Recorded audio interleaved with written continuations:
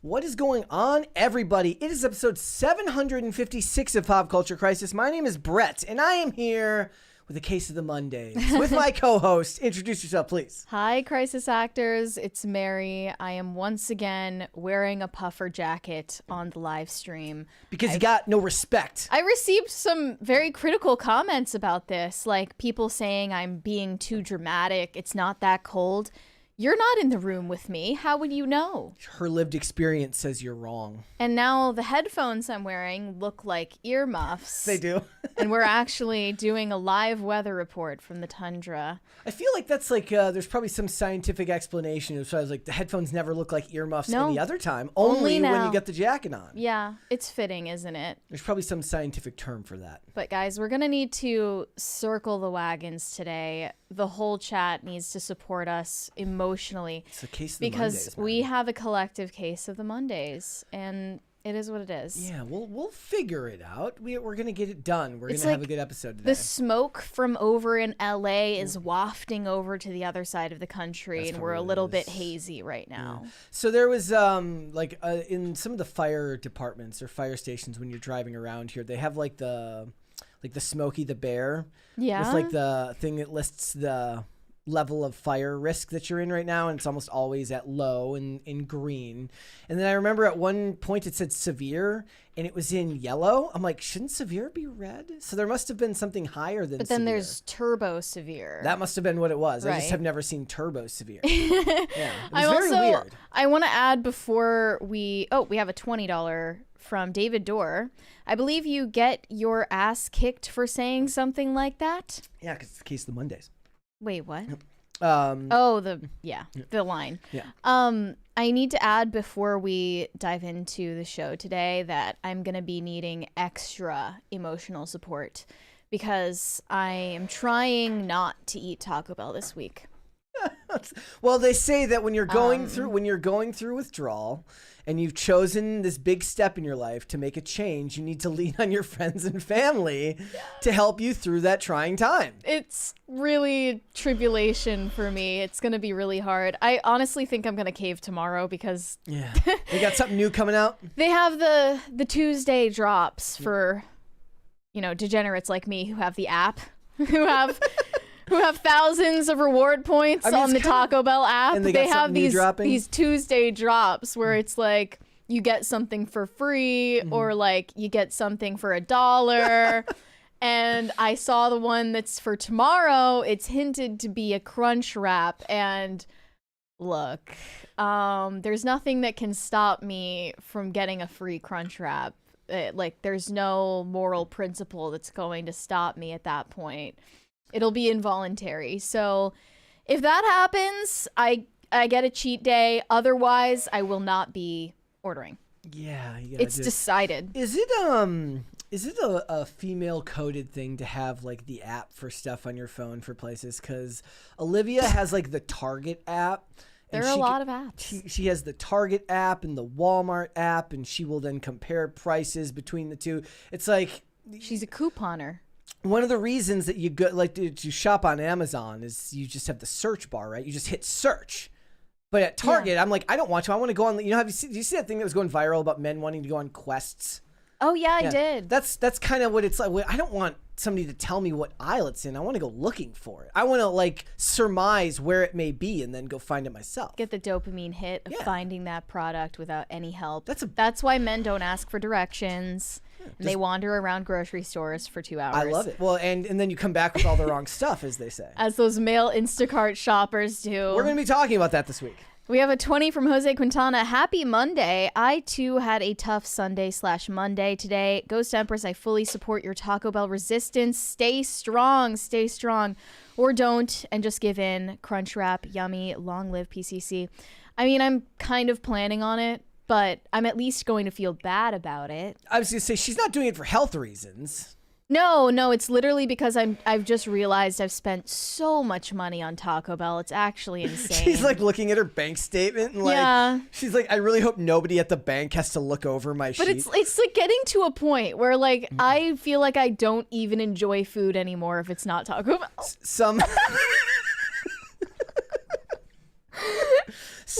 someday, like food you know, like, isn't even food anymore. You know, they have those banker, like it's like the job they have to submit your information to make sure you're not a terrorist. Like some NSA agent or some Homeland Security person who's looking over your bank statements for terrorism, and instead they're just like, oh, that's just really sad. That's just really pathetic. It's really sad. They know her by her first name there, I bet. I'm not even going to say the amount of rewards points I have because I'm not going to put myself on blast like that. It's embarrassing. It's okay. It's okay. You've got time. You're young, so you're not in a rough place yet. It's when you get older and the food doesn't process as quickly, then you got to worry about it because you have to start getting exercise to combat the food. No, like I feel fine. There's no health worry that I have about the Taco Bell habit. It's just the amount of times I'm spending money on it when I should not be. Which is where I'm in kind of the opposite place right now, because I after there was just a weekend where I just felt like a piece of shit and I threw all my soda stuff away. Wow. This has happened before where it's just like it starts to mentally affect dramatically threw it out the window. I threw it in the garbage, but the point being that, I woke up and I was cleaning. And it's just like, I feel like shit. And too many of those, I've had a bad day, I earned this, where you drink your one soda for the day, where I'm like, you didn't earn it. You don't need it. You're fine. And I have my one energy drink at work, and that's what counts for me. I count my one energy drink as my indulgence for the day. Yeah, mine is just... And even then, I went to 0 sugar with no calories. Right, we're roughing it today. Mine is going to get iced coffee and consuming nicotine all night. Okay. But I mean, I earned it. So you earned it. Guys, you can earn it by hitting the like button on this video and subscribing to this channel. If you have not subscribed here yet already, please and thank you. Remember to share the videos out with your friends, your family, your loved ones, people you maybe saw over the holidays, and those you didn't. Maybe you have a right-wing uncle that doesn't know about this channel yet. You want to share it with him. The more people that you share the show, the live streams, the segments with, the faster this channel can grow. So it is the best way to help us. Thank you so much for that. So what are we getting into today? Well, we've got a bunch of topics, and a lot of it is revolving around the LA wildfires. We're going to be talking about the celebrity responses to this. They run the gamut from cringe to cringe to cringe. There's some good ones in there, but there was some zingers. Some zingers. Mel Gibson had a pretty reasonable response. Some other people had some reasonable responses, but in general, we're going to talk about the zingers because that's what you guys want to hear about. Yeah. So we're going to talk about that. We're also going to talk about the worst of them, maybe being Mandy Moore. If you don't know, she was a singer and an actress. She was in This Is Us. She was also in the underrated Nicholas Sparks movie, A Walk to Remember. Yes, I just said that. And she posted a GoFundMe for her brother-in-law, and people were very mad. They're like, listen, woman, you're worth a lot of money. Why don't you help them? So people having a dialogue back and forth about whether it's her responsibility to do that or whether sharing the link was the right thing to do. So we're going to talk about it. Also, actor Jimon Hansu, you know him from literally everything. Even if you don't know his name, he's been in literally every blockbuster for the last 20 years. I'm almost not even kidding. He's a trusty supporting actor. And look, that's my favorite type of actor. This actor is exactly the type of actor that I wish got more celebration in Hollywood. You guys know that I love the best television actors are the ones you've never heard of. He is mad because, he says that he still struggles financially, and he's, of course, blaming systemic racism. Right. I always suspected. So we're going to get into it. We got a bunch of other stuff. If you're ready, Mary, we can just go ahead and get started. Are you ready? I believe I'm ready. All right. Well, then I have to be. Then let's go ahead and get started then. So, guys, if you don't know who Andy Muschietti is, he was the director of The Flash. He is also the upcoming director of the Batman Brave and the Bold film, which has, of course, been delayed. And he was asked recently, why the heck did that Flash movie fail? Was it the DCEU was already in shambles? Was it the fact that Ezra Miller was living a life like a episode of America's Most Wanted? He says, no, it was women. It was their fault. Well, okay, he didn't sit there and say the Flash bombed at the box office because women suck or something. But here was their explanation for it. The Flash had a budget of $200 million. It grossed $271 million by the end of its run in the box office, meaning Warner Brothers lost, let's just say, over $100 million on it. Way more than that. Way more than that, but let's just say conservatively, they lost over 100 million on this. And a lot of people at the time blamed this on Ezra Miller's scandalous tabloid behaviors. I don't think that had anything to do with it. I don't either. Normal people don't know who he is. Yeah, I don't know why they're asking him about this like 2 years later, but here was Machete's response. He said the reason The Flash couldn't recoup its cost was because it failed to hit all 4 quadrants of moviegoer demographics, referring to men over 25, men under 25, women over 25, and women under 25, despite Warner Brothers' best efforts. He said The Flash failed among all the other reasons because it wasn't a movie that appealed to all 4 quadrants. It failed at that. When you spend $200 million making a movie, Warner Brothers wants to bring even your grandmother to the theaters. And he said that behind closed doors, he found people don't care about The Flash as much as other beloved DC icons like Batman or Superman. And this is especially true in the women under and over 25 demographics. He said, I found in private conversations that a lot of people just don't care about The Flash as a character, particularly the female quadrants. All of that is just the wind going against the film, I've learned. He's what's the word? He's wrong. That's the word for it. So the Flash television show, which ran on the CW, which heavily leans female, at least more so than a lot of other demographics. It's the Flash superhero shows, not majority, but more so than any other superhero demographic, leaned into shipping and female themes and stuff like that. Went for 9 seasons. Appeals to the Tumblrites. Yes. Okay. So it went for 9 seasons, and lo and behold, a big portion of the discussion leading up to the release of The Flash was whether they should replace Ezra Miller with Grant Gustin, who played The Flash in the television show. If they can get that show to go for 9 seasons, I don't believe for a second that you can't make a movie that appeals to both men and women. Also, he's falling back on it's really weird. It's like an Uno reverse card. This is usually the men who get blamed. It's when they make a movie that's about female empowerment and they say, we don't want men to go watch this movie. And then when men don't go watch the movie, they say, why didn't you go watch the movie? Well, The Flash is actually a story about non-binary they-them empowerment. Yeah. Because it's representation of the non-binary transgender community. And I actually enjoyed the Flash movie, at least more so than most people did. I enjoyed it. In fact, it's all a blur to me now. It is. And I said that Ezra Miller was the best part of that film. I think that he actually has acting chops. I just wouldn't want to be in a room alone with him, or have daughters that were in a room alone with him in any way, shape, or form. Definitely not. He starts throwing chairs and... So here's the other thing. The DCEU was already failing. Failure after failure after failure. James Gunn had already been hired to revamp and change the DCU 6 months prior, in October of 2022, before this movie even came out. James Gunn was so everybody already knew that this movie didn't matter, just the way that they knew that Aquaman 2 didn't matter.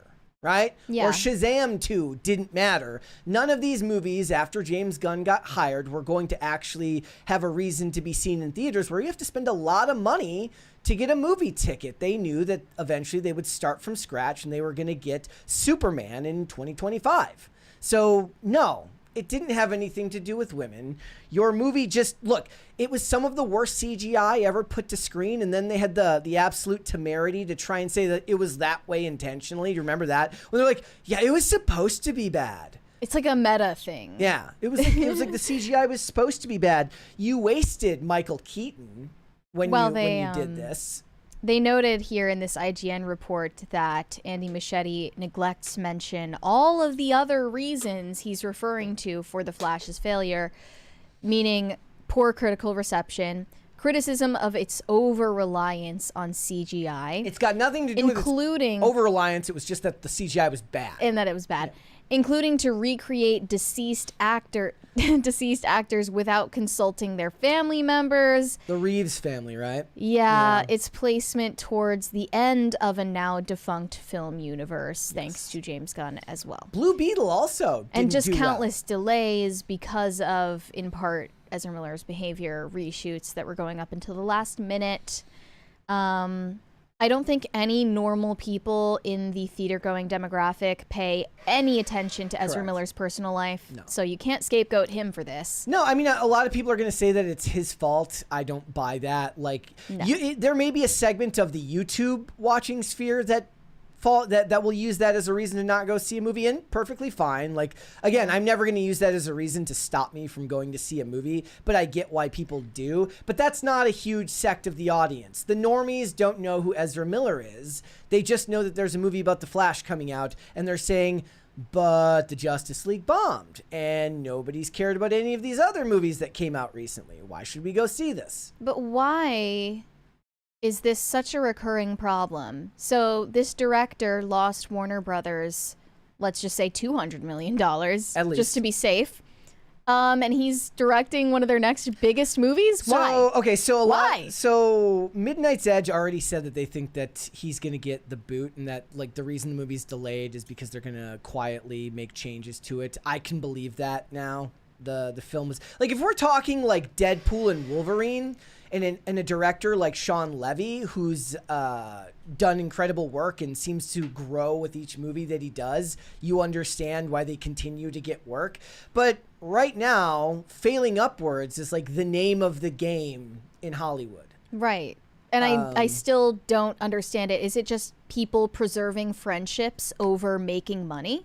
I wonder if it has more to do with, like, look, back in the day when stuff was released on television, you kind of you could play the wait and see game on how things did. And I know this doesn't tie in directly to movies, but when you were on a television show, right, you could become a more well-known actor on the show and get more screen time if the audience really responded to you.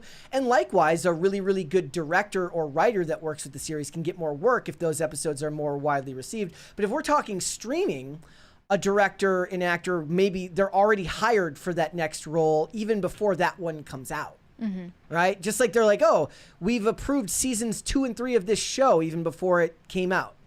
Right. And stuff like that. I wonder if it has something to do with that.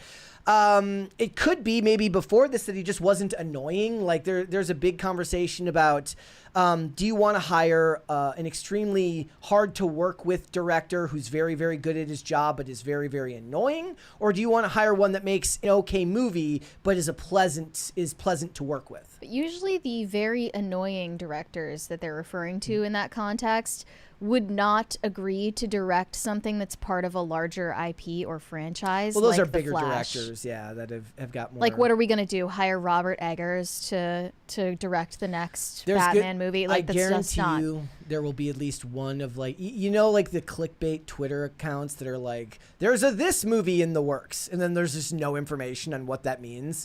Like, there will be one, like, it will be something like Robert Eggers in talks to direct Moon Knight movie, and everybody's like, oh, that's perfect, that's great, but then there will never be any follow-up. It's because someone like told the Hollywood Reporter. Look, the Flash is a very, very popular character. I don't care what anybody tells you. The Flash is a very, very popular character, up there with Superman and Batman. And it's very recognizable, not just to normies who are more recognizable with the character now because of 9 seasons of The Flash, but remember there was also a John Wesley Shipp Flash show back in the 90s. The character's been around for ages. There's no reason to believe that the character itself was the problem here. This is a bigger problem within Hollywood where they look inward. My friend, maybe the movie you made was just dog shit to everybody else. I liked it, Well, and but I like bad movies a lot of the time. What can I say? Maybe James Gunn should not have been publicly signaling to everyone before this movie even came out that nothing that happens in it matters. Yeah. And it's all going to go down the garbage disposal in a month's time. And the best way to fight against that type of failure for a movie is to have strong word of mouth. And when I'm the only one telling everybody the movie was good, it's very hard for... Not a good look. Not even good. I'm saying, like, I'm not saying the movie was good. I'm saying that I enjoyed it because I thought that... Yeah, that almost means the opposite. That Ezra Miller gave did a pretty good job at getting a good, evocative, emotional performance out of a silly movie with the scenes with his mom. I felt nothing. Just for the record. Yeah. Make of that what you will, but I will white knight for the ladies this time around, even though they won't white knight for us every time men get blamed for the movies for the movies and television shows failure. You know, you tell me I'm bad for not going to see Charlie's Angels 2019, but I'm going to stand up for you and say it's not your fault that The Flash failed. All right. Ethel Cain is an alternative pop singer with a cult following online, mostly made up of Gen Z. And this musician posted vocal support for Luigi Mangione over the weekend, saying essentially that they support violence against rich people and CEOs as the only viable path to making political change happen. And this was openly posted on Instagram. And just think about this asymmetry for a second. Think about what happened to Kanye, him getting dropped by all of these brands he was affiliated with, getting banned from his bank, getting dropped by the talent agencies, dropped by countless friends, family members for his controversies. Yeah. And then think about this person who is not even a fraction as much of a cultural icon, receiving zero backlash and zero industry pushback for statements such as this. Ethel Cain posted reposted this statement on Instagram stories. Big oil buys off Congress, no action on climate. The NRA buys off Congress, no action on guns. Insurance companies buy off Congress, no action on healthcare. The list goes on and on. Money in politics is the root of our dysfunction. So above this repost, which there's nothing inherently wrong with that political statement, above that repost, Ethel Cain added the caption, hashtag, and this is a quote, I'm not saying this myself, it says hashtag kill more CEOs above that post.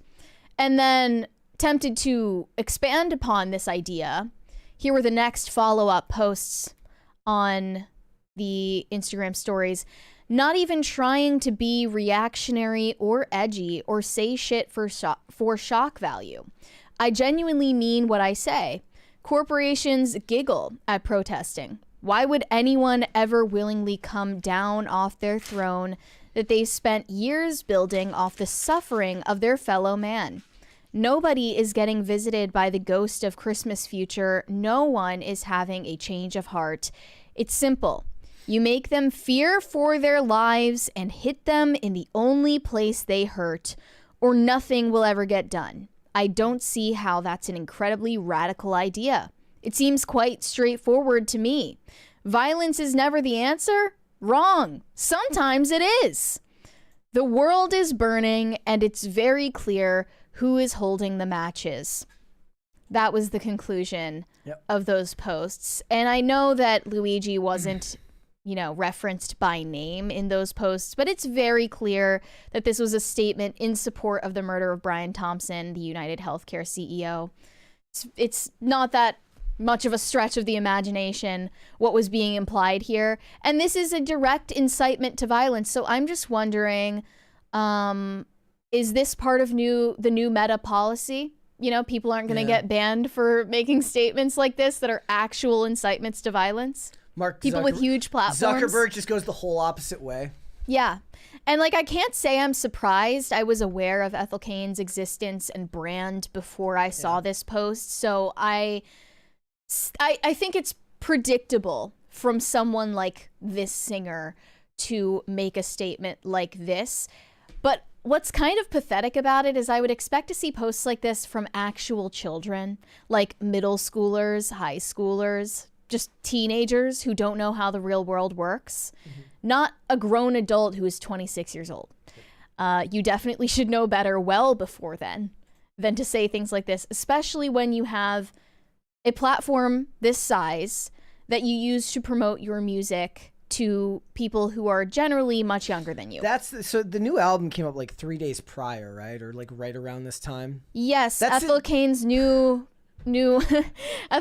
album Perverts just came out days ago, and suddenly here's this big splash in the media of Ethel Cain saying something that's super controversial. I can't imagine why this timing would be advantageous. There is nothing funnier than using like hyperbolic, violent, anti-capitalist rhetoric to promote your capitalist music endeavor. Right. I'm sure there's no connection at all. Huh. Well, I think I should also add context here. Ethel Cain's entire brand is sort of playing off of the Southern Gothic aesthetic. I read through Ethel Cain's Wikipedia. It says that this person is biologically male and identifies as a trans woman, but was born Hayden Silas Horner, now 26 years old, and all of the aesthetic and brand around his music is about religion and the Bible Belt and the type of values that these so-called hillbillies have. There's a lot of messaging about sexuality and gender, obviously. And I just want to read this excerpt here. Ethel Cain came out as gay to her family at the age of 12, and on her 20th birthday publicly came out as a trans woman. Reflecting on this, she recalled, "It was made clear to everyone that I was not like other people. Whenever I started to develop, I started to come into my own as a trans woman. We were a house divided. It was me versus my whole town." The singer identifies as bisexual and also autistic, which she learned upon seeking a diagnosis in adulthood. Reflecting on how being autistic has impacted her artistry, she stated, "It definitely heightens the sensory everything." And then reflecting on religious beliefs, having come from a Southern Baptist upbringing, Ethel Cain said she still considers herself a Southern Baptist. "Whether I like it or not, God always has and always will be a huge part of my life. Whether he's being used as a comforting figure or a threat, I've always been surrounded by it. It's not really something you can walk away from, and I'd rather just sit with it than be like, F the church." And in August 23, Ethel Cain revealed that all of her family have since left the church, though she clarified they are still religious in some ways. And in 2022, Ethel Cain posted that she does not consider herself a Christian, nor is someone who cares about religion, but still abides by the values that she was raised on, such as kindness, graciousness, and loving thy neighbor. Well, I don't know about graciousness and loving thy neighbor, but kindness has been a weaponized term for a very long time. So I guess that in Ethel Cain's worldview, you can vocally support and encourage murder against people who have more money than you, and that can coincide perfectly with a Christian worldview that involves loving thy neighbor and being gracious and kind. What's interesting is I see the logical through line to all of this down the way with everything that's been going on with the fires. So they're complaining about the cost of healthcare. Well, if we're talking about home insurance, what happened was the locations of all of these homes in the Palisades were in such a dangerous place because of the risk of fires that all of these insurance companies needed to raise their rates to cover their risk. And the California said, no, you can't do that. So what did they do? Well, they didn't listen. They just dropped the policy because as a business model, they are not required to cover your risk at their own expense. Yeah. So they just stopped. What they would love is for the same thing to happen in medical care, because what they could then do is say they would love for the government to impose those costs, or that strict rule, so they can't raise costs, so that then eventually they pull out and then everybody needs to go to like a single payer government tier system, which is funny because then all I see here is just terrorism. That's all this is. It's to make people scared to go out and live their lives as normal. That's not cool. That's not hip or edgy. It's certainly not a way to promote your music. It's just a form of terrorism. This certainly sounds like a post from someone who doesn't understand the gravity of having a platform. if you have any sort of following whatsoever on social media, or even if you don't, there's a high likelihood that actual unmedicated schizophrenic people follow you on social media. And that's something that you should probably just keep in the back of your mind, or sometimes in the forefront of your mind, when you're deciding how to voice your opinions about these things. This isn't really so much an opinion as it is a call to action. Yeah. And seems like if we find out this instigated someone to do something violent in the real world at the encouragement of this person they idolize, you should be liable for that and the loss that follows. But I don't think any of this is really about healthcare or any of the political issues listed there, gun control, whatever. What do you think it's about? It's about resentment. The eat the rich mindset. It's all about resentment. And you can even see that from these prior comments in interviews that Ethel Cain has done. It's always been a me against the world mentality. It's always been a victim mentality for years now. I mean, you can see in that comment, ever since I came out as gay when I was 12, it was me versus my entire hometown. I guarantee, syndrome. That is prime main character syndrome, and I guarantee 99% of people that crossed paths with you in your hometown didn't know you were gay and definitely didn't care that you were gay or trans or whatever the hell else you identify as. Our phones and the way that we kind of have this mirror back to ourselves, and we have our own social medias, we have our own pages, has made everyone feel like they're far more important than they are. That they feel like they are the main character in a lot of respects. I actually kind of take the opposite view. Knowing that people don't care is unbelievably freeing. It's a big relief to you. Like, I don't people don't care. And look, it doesn't mean that people don't get self-conscious. Like when you're out in public and you feel like something doesn't look right and you feel like everybody's staring at you. Like maybe you feel like there's something on your face, or you feel like people are staring at you. Like that's something that everybody's felt at maybe one time or the other, but then you have to realize, look, most people don't know or care, or even if they notice, they're not going to remember it in T-minus 5 seconds. And that's something you should teach yourself to really understand and value, because it's unbelievably freeing to not have to think about how you're the main character, because you're not, because none of us really are. Yeah, I think this is also the type of behavior you can come to expect from Gen Z pop stars who are going to take up the mantle going forward. Well, yeah, I mean, thankfully, Chapel Roan hasn't been calling for terrorist acts on her Instagram, but, it's the same kind of approach to social media where they just blab everything. They just have no filter. They have no professionalism, no decorum. That's what I can expect from anyone who's Gen Z that's going to be like the next vanguard for the pop industry. It seems to be a very good indicator of a shift in cultural values as to what is being promoted by these labels and stuff. Definitely. Like that. So, all right. Meghan Markle is using the wildfires to virtue signal, and knowing her track record, I should not be surprised by this. She was spotted with Prince Harry showing up in Pasadena to hand out food and water to wildfire victims. And she even had a little photo op with the mayor of Pasadena, who vocally praised them on the news outlets there.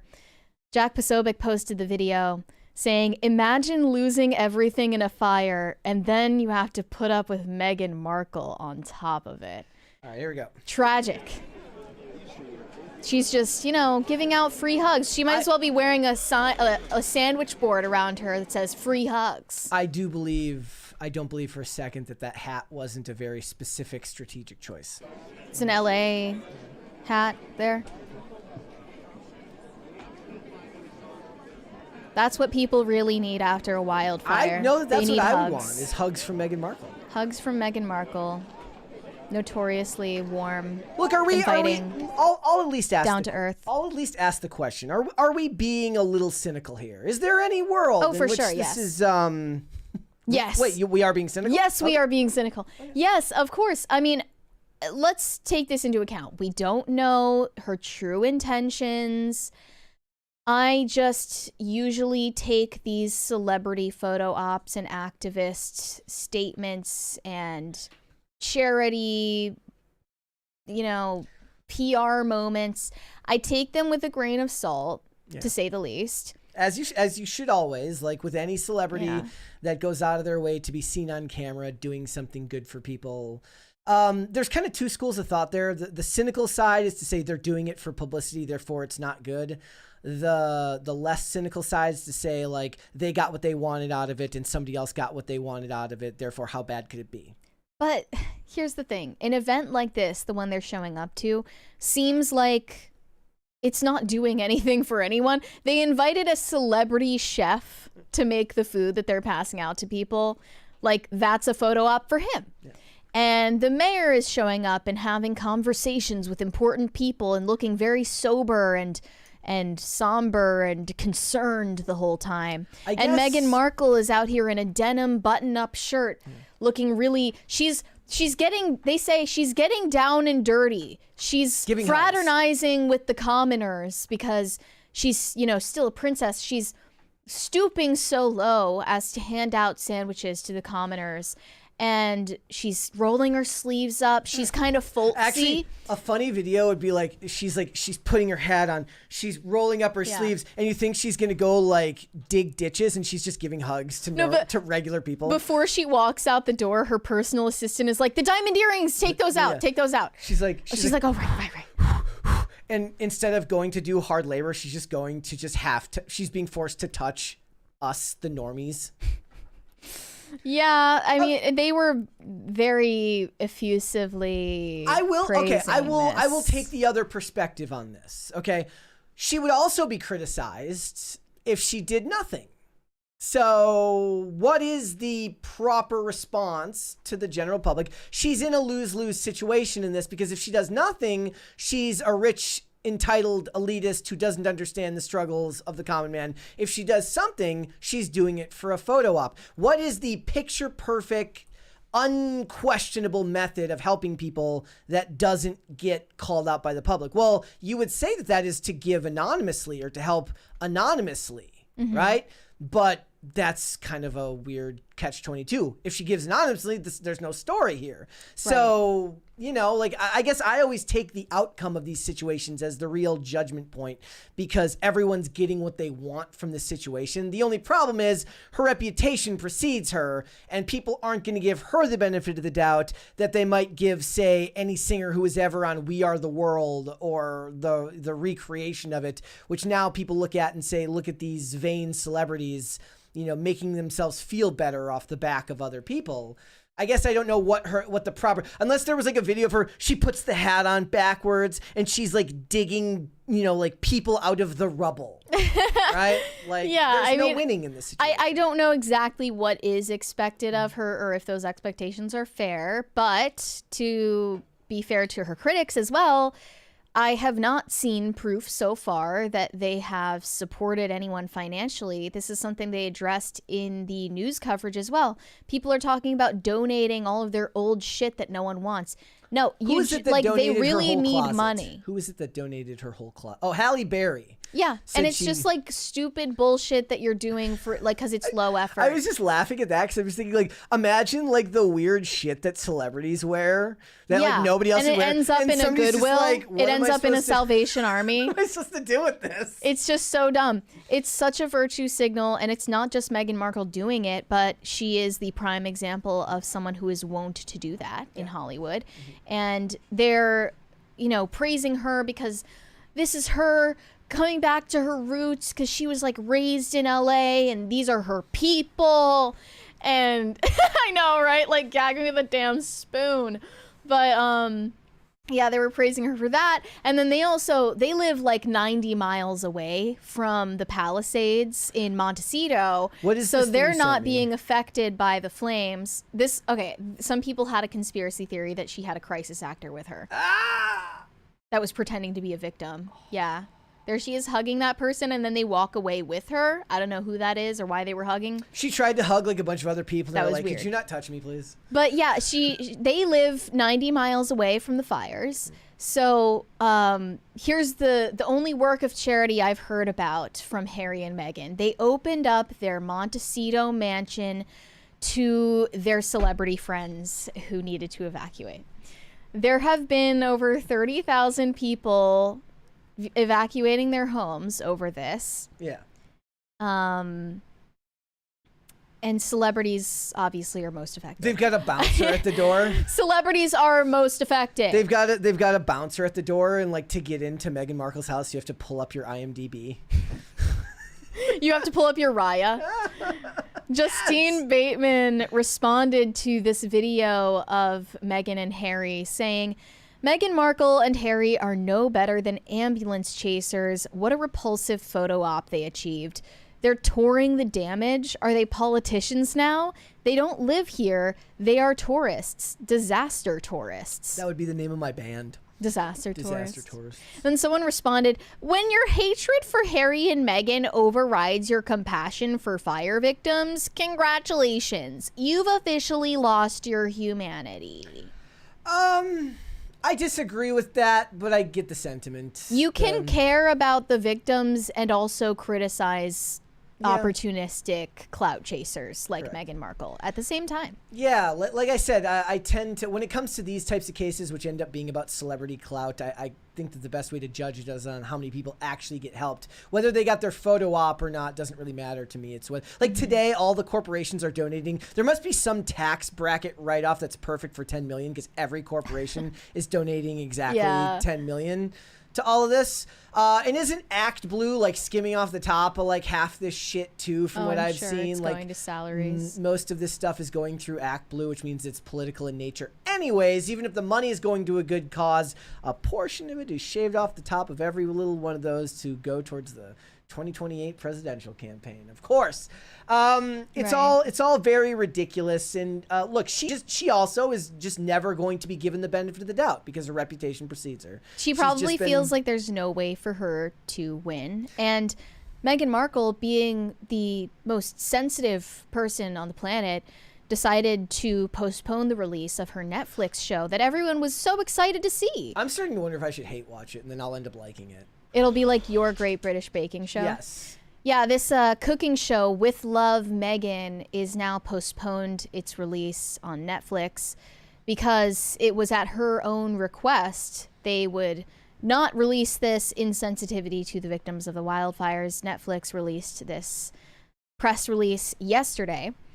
At the request of Meghan, Duchess of Sussex, and with the full support of Netflix, the release of the show With Love, Meghan, a heartfelt tribute to the beauty of Southern California, has been moved from its previously announced January premiere date to March 4th due to the ongoing devastation caused by the Los Angeles wildfires. Meghan says, I'm thankful to my partners at Netflix for supporting me in delaying the launch as we focus on the needs of those impacted by the wildfires in my home state of California. I'm wondering, look, I don't know where Netflix houses their servers and stuff like that, but a lot of the studios have shut down production.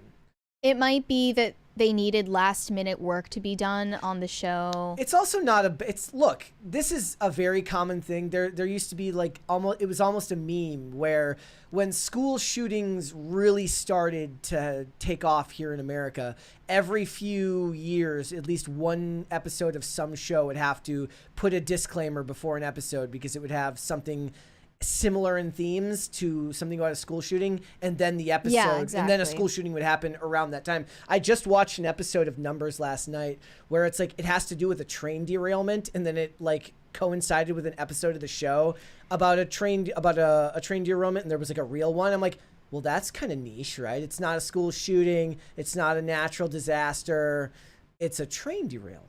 So. There is a scene in the trailer for With Love, Meghan, where she turns on a gas stovetop and the flames go up. So there must have been somebody will make some type of mimetic something out of that really with offensive AI. about that. Yeah.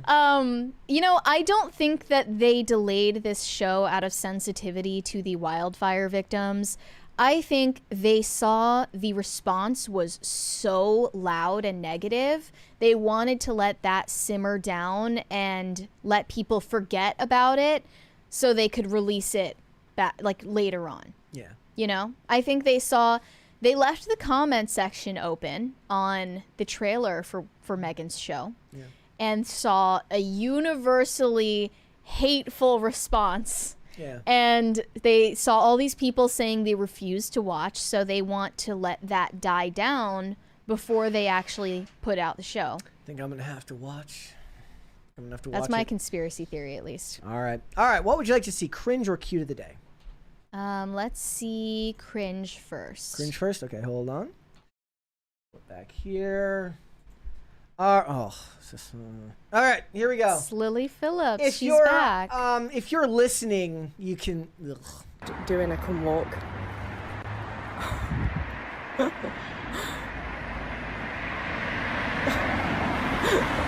There's like cars going by. I don't think anyone will notice. I think it looks like a bit like a face mask. Right, we're crossing. Cross. Splat. Fantastic. Okay. That's what she calls a cum walk. Yeah. For those listening, Mary made me watch a clip today of Lily Phillips walking around the streets of, what is it, London? Yes. Wearing a face mask of men's jizz. So that's lovely. Great. Yep. Fantastic. Mm-hmm. Thanks. I hate it. We'll be talking about her later this week. Yeah. I'm sure. Well, you know, she's getting beaten out for, you know what, biggest hoe in the world. Yeah, she's not going to win the biggest hoe award. Well, I mean, it's not that what it is. She's come up against a hoe with better time management skills, I think, because that's a hoe of a different caliber. Yes. All right. Let's go ahead and let's do cute of the day. I'm going to show multiples just because now I need to get that off the right. That was awful. All right. This one's from Sabine Figaro. It says, for PCC, cute of the day, Simba enjoying the fresh snow last week. See, this is the wholesome content I come here for. Dogs love snow. I think the term is boofer. Very cute. Aw. That's a good little one. On the nose. There's another one attached, so we're going to look at this one. It says, and took Simba to the town Christmas tree lighting. Aw.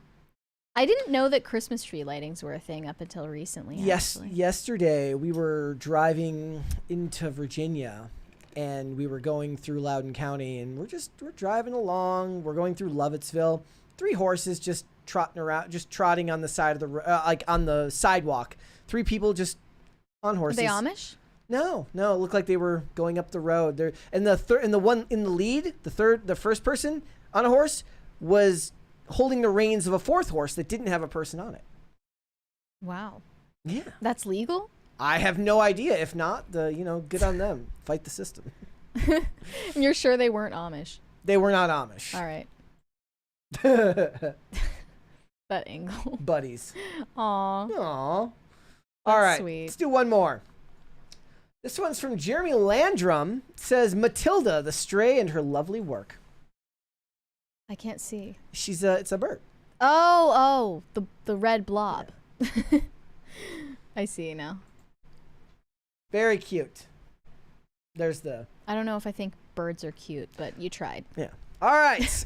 Let's go ahead and get started then, shall we? Yes. The wildfires are still raging all over Southern California. And of course, celebrities have to make themselves the center of attention at this time. First off, Kim Kardashian got a huge barrage of backlash for promoting her loungewear brand Skims in the middle of this natural disaster. She posted an advertisement for her winter sale in the middle of all of this, and then the comments just resounded with disapproval. Here were some of the responses. One said, how about making a post of resources that's going on in LA and what Kim and Skims is doing to help? Another one said, still trying to make money from people during the horrific fires. What about California? All you care about is yourself and money. Chloe is the realist, and that's why I love her so much. They're referencing Chloe because she has been posting resources and information about the wildfires on her Instagram.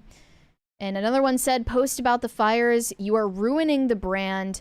Skims, who cares about a stupid sale? Pack the money and underwear and get it to the people who need help in LA. So they're expecting Kim Kardashian to pack a truckload of underwear from her own brand and bring it to people who have just been displaced from their homes. Yeah. They need underwear. I mean, that's true. They need underwear. All of their underwear burned. Another one said, so tone deaf of Skims to be posting this right now. But other people were saying, no, Kim is just doing what you are doing. She is working. She's doing her job. This is her job. Yep. Is that how you would feel about this? Yeah. Yeah. First of all, I don't think it's anybody's responsibility to speak on current events ever if they don't want to. Yeah, definitely Like, not through I their mean, brand page. Maybe if you personally want to do that, that's fine. That makes sense to me. But if anything, when I see brands do that, it screams inauthentic. Yeah. So, and again, Another situation where you can't win. I take the same approach there that I take with Meghan Markle, which is that I'm not going to base it on whether I think they're being sincere or not. You judge it based on whether there's an effective use of promoting this type of activism. Now, if Skims does that, I'm just like, okay, sure, but is it required? No, I don't think it is. Kind of the same way I was like, I don't think that shows need to put COVID masks or pretend like, or have to act as if television shows didn't need to include COVID into their storylines when they were, when COVID was going on. I almost rather it be a break from the real world. Skims, like, it just doesn't shout. Like if Eddie Bauer or Land's End wants to promote something, that seems to make more sense than your underwear and lingerie brand. Right. They're not going to be donating corsets to people whose homes just burnt down. Yeah. Kim Kardashian's house has been spared so far, unlike other celebrities. But in fairness to the Kardashian family, they did post about giving meals to first responders, the firefighters who are coming to the scene. So they are trying to do the right thing. However, Khloe Kardashian is getting a little bit political in response to this situation, the misallocation of funds and resources to stop this disaster. She posted on her Instagram story in response to a clip of the LA Fire Department Chief Crowley saying that funds were cut for the LA Fire Department by their mayor, Karen Bass. Khloe said, I stand by you, Chief Crowley. You spoke the truth and you had tears in your eyes because I can tell you didn't even want to say that, but it was the truth. Yeah. Thank you for being honest. LA Fire Department Chief Crowley, Mayor Bass, you are a joke. And then they were mad at her for being mad at Karen Bass. I do want to point out that when it comes to celebrities like Kim Kardashian, this is actually something that they're very, very good at when it comes to celebrities. So this was just, I tweeted about this earlier, so I just thought I'd draw attention to it. So this was the initial headline. Right. Kim Kardashian slammed after tone-deaf Skims ad. Then there was this, anger over wasteful entitled stars, including Kim Kardashian, who broke water-saving rules to tend to their huge gardens. I just don't picture her gardening herself, but maybe I'm wrong. And then this headline is the most recent one, which is Kim Kardashian urges higher wages for incarcerated firefighters. Quote, I see them as heroes. So what she's done now is she's effectively used the entirety of the fire news cycle to her advantage. First of all, say what you want about her Skims promotion. She gains eyeballs on the brand. Yeah. And she technically didn't do anything because she didn't address it. She just didn't address what they wanted her to address. And then there's the second one, and people are going to be like, look, she's entitled. There's an audience for that. But that's not the headline that's number one under her name now when you search it. It's this one about firefighters being underpaid. Well, incarcerated firefighters being underpaid. She's a master at manipulating the news cycle to her advantage. Yeah, well, people are furious at Khloe Kardashian for slamming Karen Bass because you're not allowed to criticize this Democrat mayor who happens to be a black woman. She called her a joke, and I see like so many of these supposedly objective news reporting accounts make their little digs at celebrities when they see fit, and they did that with Khloe Kardashian in this case. They also mentioned in the same headline that Kourtney Kardashian went over her water usage in LA by 101,000 gallons, while Kim Kardashian exceeded 232,000 gallons. Taylor Swift would never. Wow. One of the responses said, "It's interesting how Khloe Kardashian has been very quick to call Mayor Bass a joke, but had no smoke for Trump, JD Vance, or Elon during this past election." I don't know what one has to do with the other. Like, what the worst thing about politics is it's boiled down to two sects that I've seen now.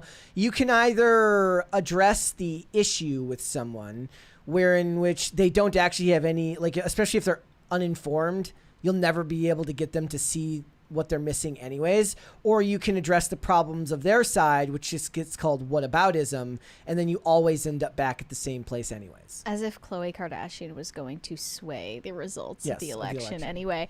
But if you're a good little liberal, you will join the chorus of people praising Karen Bass for her bravery during this time. And actresses Yvette Nicole Brown and Kim Whitley were recently interviewed by TMZ defending Karen Bass from the racism that she has been attacked with over this situation, her mishandling of her actual job. Here in this TMZ interview, they revealed they are strict supporters of Karen Bass and they are dismissive of the attacks on her. Kim Whitley claimed that Bass has been doing a great job as LA's mayor and said she isn't mad at Karen Bass, but mad for her, adding, "This is not the time to blame people." When you're a politician, it is always the time to blame people. Yvette Nicole Brown immediately threw the race card, saying she's got a spine of steel and she's also been a black woman in America a very long time. So none of this is new to her. We're mad because we're tired of it. We're mad for her. Yeah. That's what Karen Bass needs right now. Emotional support. That's what I figured, you know. Because everyone's asking, in all of this, it's like we're forgetting what Karen Bass needs. Yeah.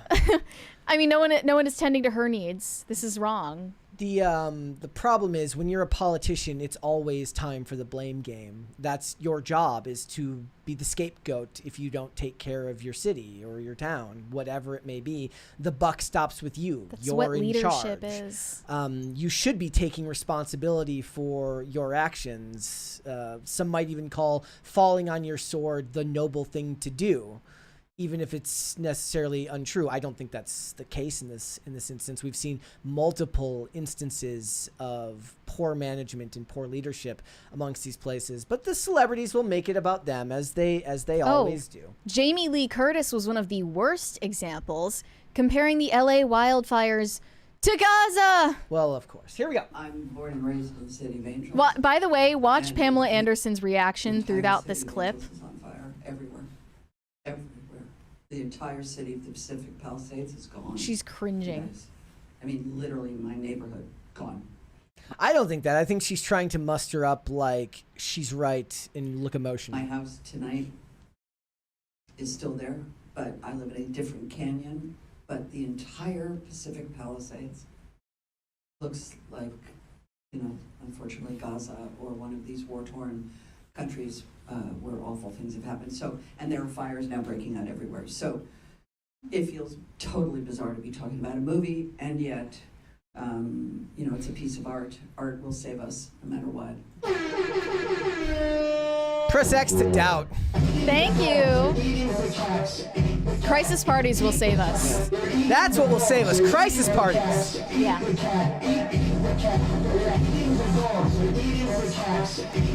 All right. So Pamela Anderson was just visibly, I think, depends on who you ask, but I think Pamela Anderson was visibly cringing at Jamie Lee Curtis's comments there. The whole thing is very, very stupid. Look, I did like Nicolas Cage. Mel Gibson said, like, it's all just stuff, and because his home burned down while he was on Joe Rogan. Like, he was literally in the middle of his interview when his house burned down. Yeah, and he was chill about it because some people can afford to lose one of their 10 houses. Yeah. He's like, I'll just go, like... it's not the end of the world. He said, he's like, maybe I'll just go live in Costa Rica. He's like, I got a place out there. Wouldn't that be nice? Yeah. All right. Let's do some super chats.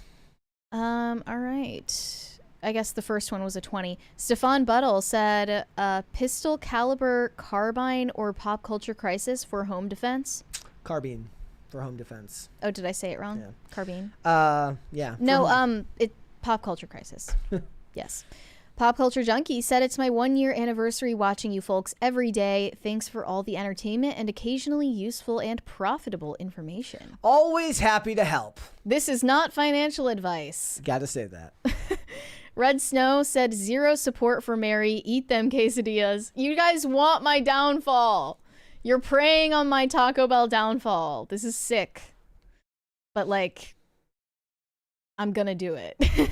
Lazy Mofo says, same Crisis Party music, lazy. I'm about to ban you, bro. I don't want it to be not music. I like being able to dance in the middle of the show. So I don't really want you to update it, to be honest. If somebody can find me a better not copyrighted song. Find a good Trump remix that matches up to this one. Yep. Then we'll talk. Greg Duvier said, it is -2 degrees Fahrenheit with a -16 degree wind chill where I live. You have no sympathy from that. You are cold. Let's go.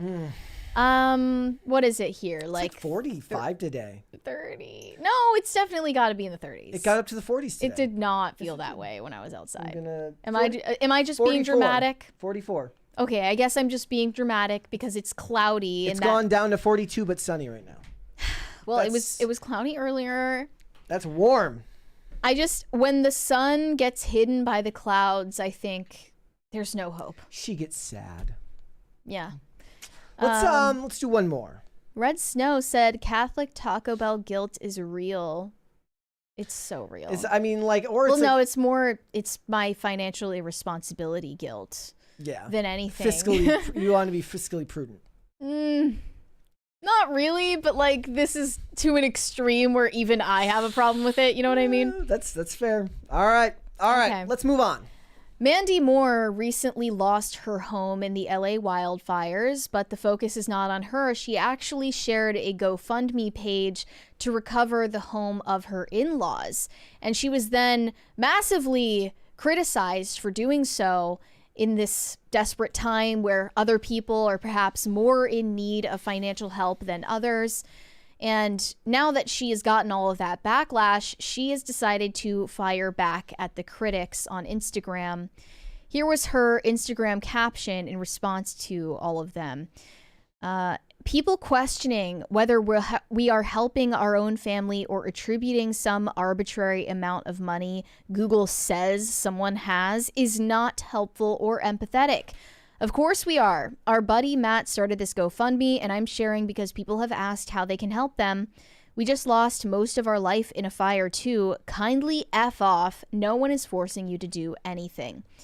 The main point of the criticism wasn't necessarily just asking for money in and of itself, but they were saying, Mandy Moore, you're this famous entertainer who probably has plenty of money in the bank, and you can't help your own family members, and you're asking strangers on Instagram to do it for you. Yeah. That rubbed people the wrong way, and I understand why. However, at the end of the day, you never know what someone's real financial standing looks like. Those net worths that you find on Google are, in fact, inaccurate most of the time. Yes. And I understand why, after losing her own home, she doesn't really feel she's in a position to do that. Yeah, she was on It Ends With Us and was making, I think, at one point upwards. Wasn't in. I'm sorry, This Is Us. This Is Us. Yeah. Same thing. Same I mean, it's all the same. It's all the same. To a guy, it's all the same thing. Yeah. Like 175,000 an episode at one point. I don't know if that number is accurate, but a lot of money. But, again, the celebrities who are in these positions kind of have a rough go of it. They want to share it. But what are they supposed to do? Because this is going to happen every single time. We talked about some other celebrity who posted a GoFundMe and then everyone got mad at them. I can't remember it off the top of my head, but we did do that. I remember it too. Maybe the idea would have been like, what does she say? She says like, oh, however much is donated, I'll match that. But am I supposed to believe that she should have to pay I think they said that they beat the number they were looking for. The goal for her in-laws GoFundMe was originally $175,000, and they have reached over $200,000 by now.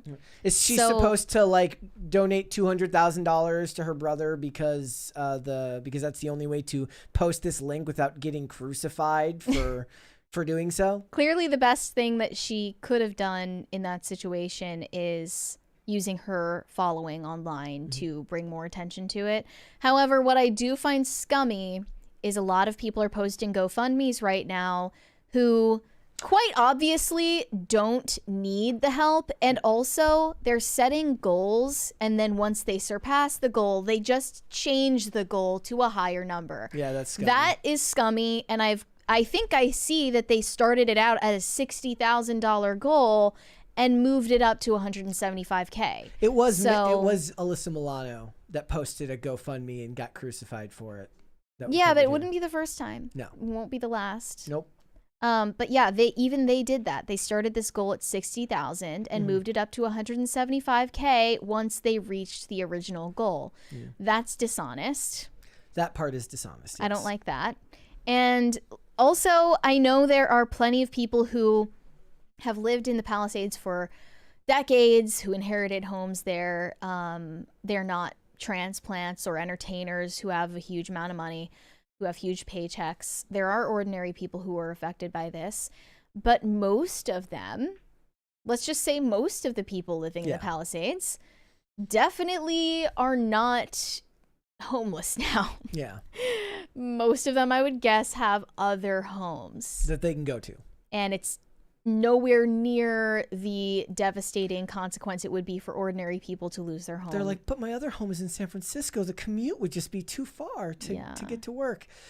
She's put into a rough spot to be. I don't know if she was asked to share this. If she wasn't asked to share it and she did it of her own volition, she didn't know what was going to happen. She should have known what was going to happen. I'm assuming as a celebrity of any level of fame, you understand what the response to this type of thing is going to be. Crowdfunding is a great way to, raise money for people who are struggling. And I don't think that there's anything wrong with asking her to do that. I would actually probably say that whatever money she has liquid that she can just part with is probably less than what she can help him with by posting a link for something like this. A couple of people wanted to point out that a lot of actors are financially struggling right now.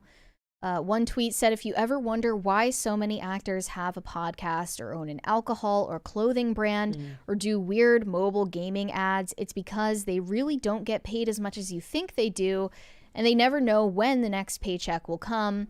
None of it is guaranteed. You're always looking for the next job. So I remember, I wanted to do a video on this at one point, and we just ended up, it was either too busy or something like that, but there have been multiple examples recently. So Tom Selleck was talking about how with Blue Bloods ending, he's going to have to sell his ranch because he can't afford his ranch. Well, Blue Bloods was on the air for 9 or 10 or 11 or 12, a lot of years, right? Over a decade. And he's made a lot of money doing that. Not to mention he sells those reverse mortgages to you on morning TV. Jim Carrey talked about how he wanted to buy new stuff. So he came back for Sonic 3. I still think that it was probably a joke. Yeah. But and then Harrison Ford talking about doing Marvel in Star Wars because they're like, he's like, yeah. It's good money. I'm just like, what exactly do you, as someone living in the Palisades, think is making ends meet? Yeah. That's what I'm skeptical of. You have a different definition of financially stable than a lot of the rest of this country, and it sounds out of touch. Yeah. Another one said, there was just a strike the other year. People should know that most actors are living paycheck to paycheck. Not every actor is at The Rock's level of money. Most are just making ends meet. Again, I am skeptical of what you mean by making ends meet if you are in the company of people like The Rock, right? You just have different standards than the rest of society. Well, we're going to talk about it more when we get into the Jimon Hansu topic, but a big part of living in Hollywood is kind of faking it till you make it and keeping up with the image that you're supposed to portray by living there. Yeah, right? I saw that Heidi Montag and Spencer Pratt were two of the celebrities who lost their home in the fires. She topped the charts again. a lot of people started streaming Heidi Montag's I was guilty of at least going and looking. I didn't go listen to it, but I was like, I remember at least one song from her. What was it? And then I went searching for it. Superficial, I think, was her biggest one. But yeah, Spencer Pratt was laughing at some of the responses to their personal misfortune and kind of was able to find some levity in it. I wanted to share that. Yeah, here we go. Things about my house burning down. You know, one of my favorite things about my house burning down, ever since 2010 when The Hills was canceled, everyone on social media and Google I've ever read about myself is I'm a broke nobody. But then it takes all of our possessions and our house burning down, and now in all my comment section, everyone's just like, what are you crying about? You're a rich celebrity. My gosh, what a rebrand. Please, everyone update my Google alerts, that celebrity net worth thing that said I've been worth like $1,000 for the last 15 years. Please update that, because, you know, I'm enjoying now being called a rich celebrity. So thank you to everyone in the comment section that says, who cares, you lost everything, you're a rich celebrity. You know, I'm almost at a minute, so sorry I have to sit here because I'm a rich celebrity. I need to get 50 cents from TikToks from the Creator Fund. Okay. Oh, he just made it to a minute there. He was so good that he was able to not just get it done in under a minute, but make a joke about reaching a minute. Well, he did it. See, in desperate times like these, don't be a Mandy Moore, be a Spencer Pratt. Win the favor of the people. Yeah. What's that necklace he was wearing? Somebody said vape necklace in the chat. Looked like a geode to me. Yeah, it looked like some type of like his maybe Heidi's really into astrology. Maybe she's really a crystal chick. She's a crystal chick. I wouldn't doubt it. Look, there's no winning for the celebrities in these situations. Like I'm almost okay with them acting out and stupid because there's no winning anyways. Like, you're going to get criticized no matter what you do, so True. F it. And hating people for being rich is kind of lame anyways. So. Yeah, but it's not really that they're rich, that they're hated. I mean, I'm sure there are a lot of people who hate them for being rich in and of itself, but it's more so their attitudes of entitlement. You know, people don't know this because they don't live in these areas, but people are too afraid to say there are some people who are panhandling right now who definitely do not need your money. Yeah. And they just want your money. I did see a couple of crazy people saying, like, you shouldn't be mad at the looters because if you're crazy enough to go into a fire to steal someone's property, then you deserve it. Then you must really need it. So therefore, you know. That is the most insane take. Marxists will be insane until the day that they pass away. So it's crazy. Okay. All right, let's go to Super Chats. Rising Underdog said 5 months dry from Taco Bell. Withdrawals are real. 1,800 people watching right now. Hello, all of you. Hi, hello. People. We're talking about tragedies. Yes. I don't know, like, what they put in Taco Bell that, like, everyone says there's crack in it, but there's got to be something. Like, RFK needs to do an investigation. It is true. What is it? The MSG? Sugar in a lot of things is what like sugar being one of the most addictive substances. Certainly they don't put. I don't think they put sugar into like Crunch Wraps. I bet you there's sugar in there. Do you think? Yeah. Wait, let me find out if it's keto friendly. It's definitely not.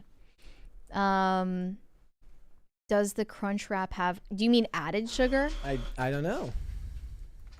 I'm just saying sugar is one of the most addictive substances there is.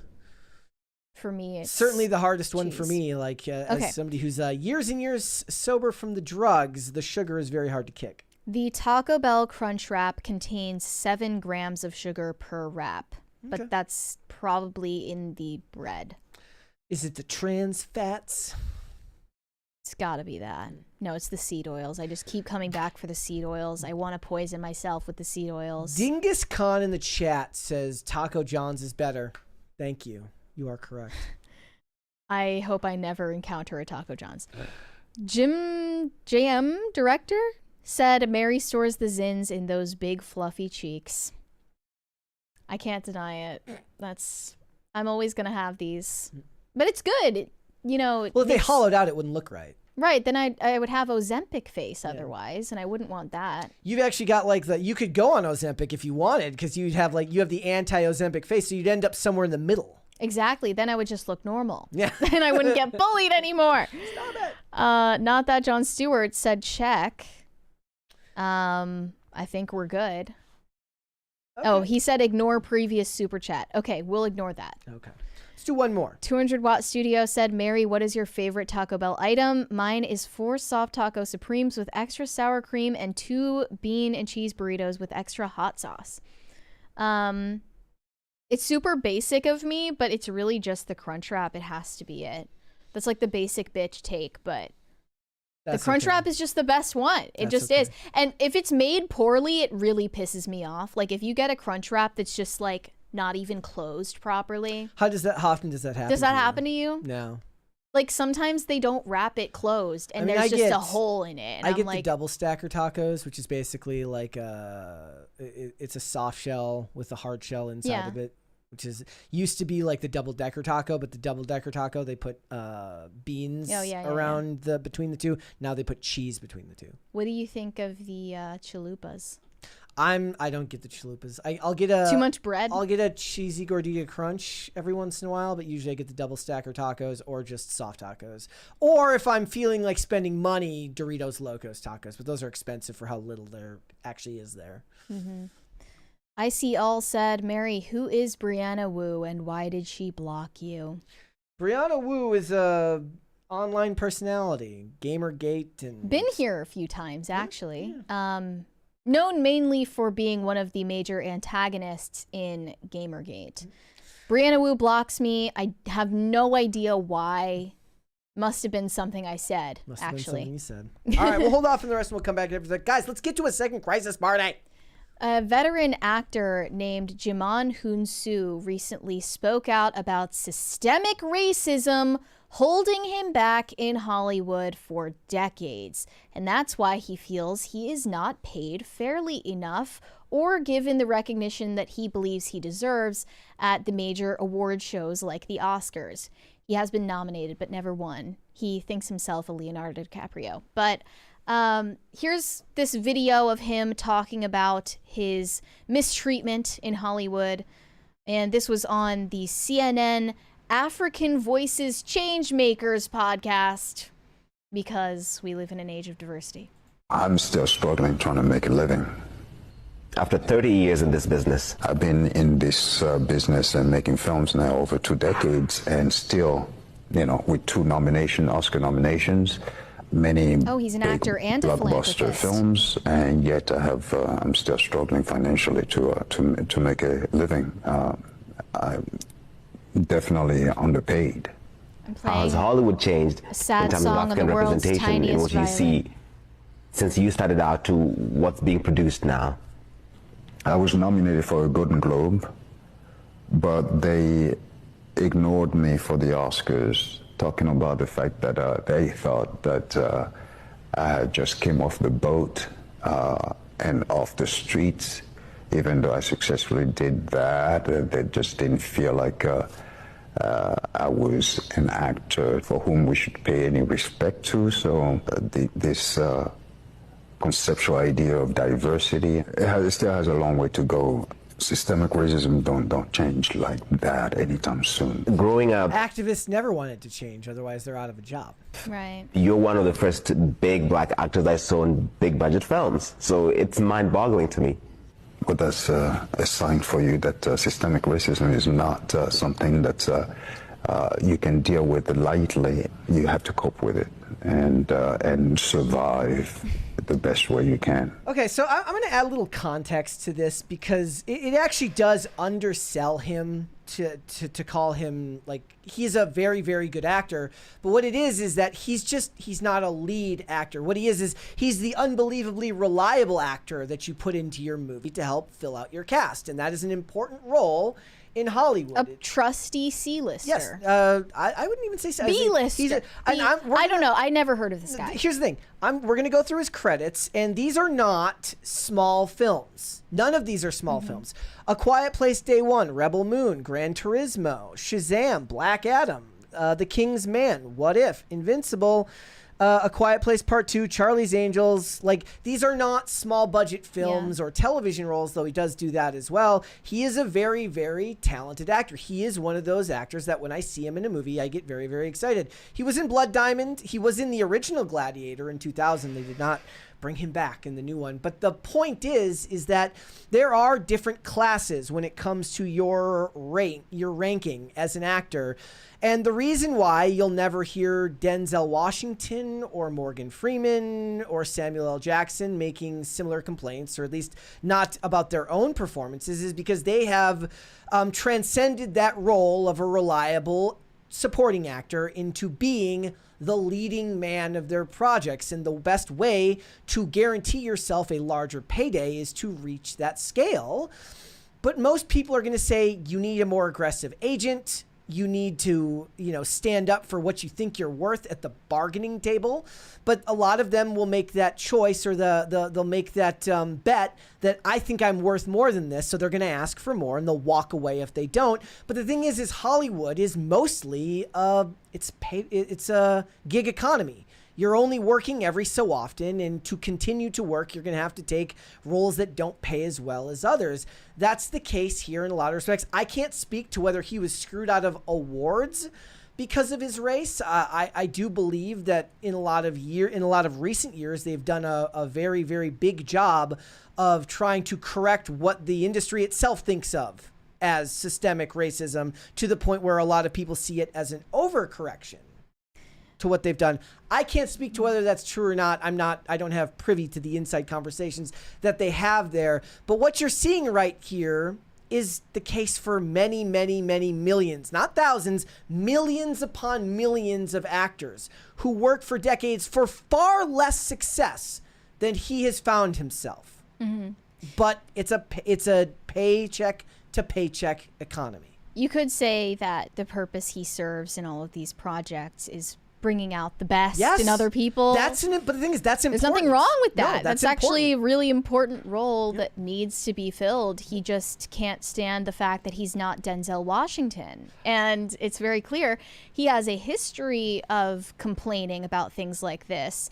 And he actually has quite the incredible story I was reading about earlier. He is kind of the blueprint for what some people would call the American dream. Mm-hmm. He is an African actor, but then he came to France on a student visa, which then expired. He was homeless, living on the streets with an expired visa, literally illegal. And by then, he was spotted on the street by a modeling agent and got immediately massive roles modeling for huge designer brands.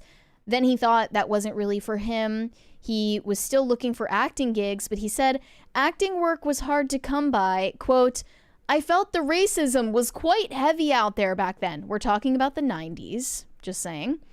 And then in regard to his feeling of being overlooked for recognition in Hollywood in things like Oscar nominations, he said, if movies had come out today, if my movies had come out today, I definitely would have gotten an Oscar already.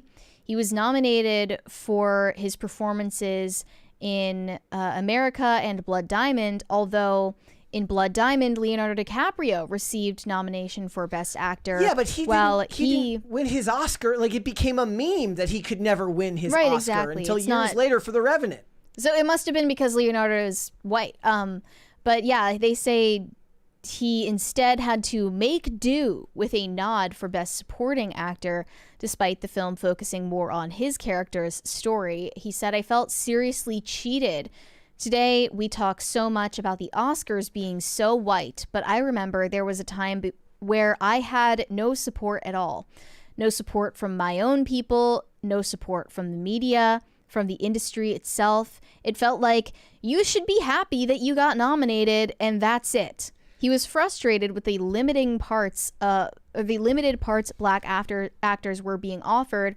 He played a slave 3 times in 5 years. He said, I'm still struggling. I'm telling you, this was not the new interview. This was back in 2023 that he said this. I'm still struggling to make $1. I've come up in the business with some people who are absolutely well off and have very little of my accolades. I feel cheated, tremendously cheated in terms of finances and workload as well. There's a certain amount of ego that has to go into getting to a certain level in Hollywood where you have to believe you're that good. Mm-hmm. So I actually get where the start of that process begins and maybe it goes too far. Like you kind of do have to be a bit delusional about your own talent and your own worth to actually to find yourself in the world. Like very, very few people are so undeniably good that they justify the ego. The rest of it is kind of like, yeah, sure, you're great, but it's not like you're the only person who could do that role. Like very, very few people are the level of like, say, Robert Downey Jr. as Tony Stark, where people believe that nobody else could play that role but him. And there's other such small other examples of actors in positions like that. But at a certain point, where does to me, I feel like gratitude is a more healthy default mindset. If you're grateful for what you have, it makes life a lot less arduous. Like that's why I said you would think someone coming from such extraordinarily humble beginnings would be a little more grateful for the success that they've found in Hollywood. I did find this from Realtor.com where exposed last year, hypocrite. 2 years ago, he was renting out a home that he bought for $2 million for $11,750 a month. Again, the point being that within your industry, you could be perceived as undervalued and underpaid, but to the average everyday person, they're not going to look at that and see it that way. If you bought a home for over $2 million in California anytime in the recent past, you definitely aren't broke, even if you claim to be. And if you actually are broke after such a purchase, it just means you're bad at managing your money. So this guy actually would do well to invest in a financial manager.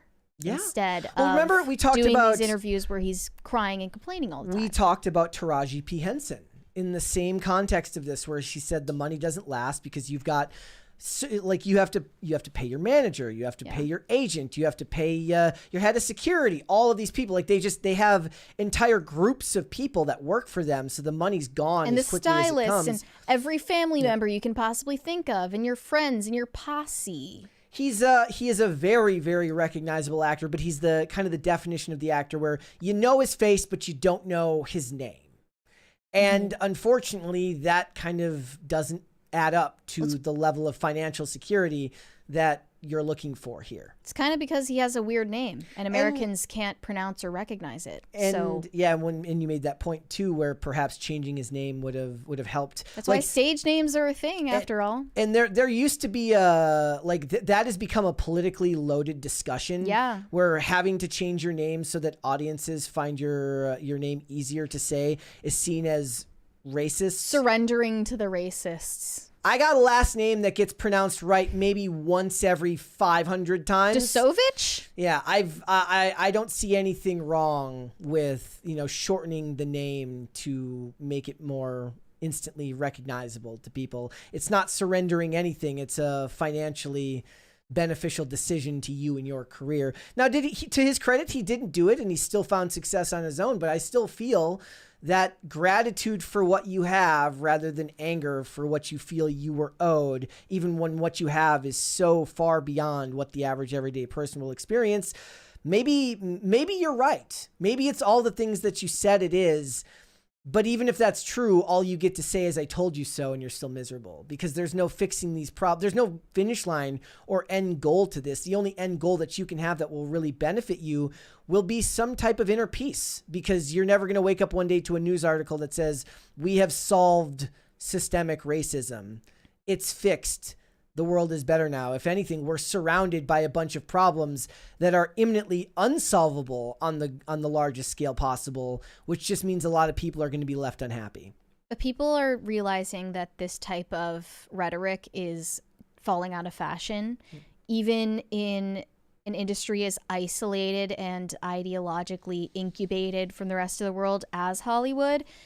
Even in Hollywood, the cracks are starting to show, and whatever wokeness was doing for them, they'll find something else to substitute it. Yeah.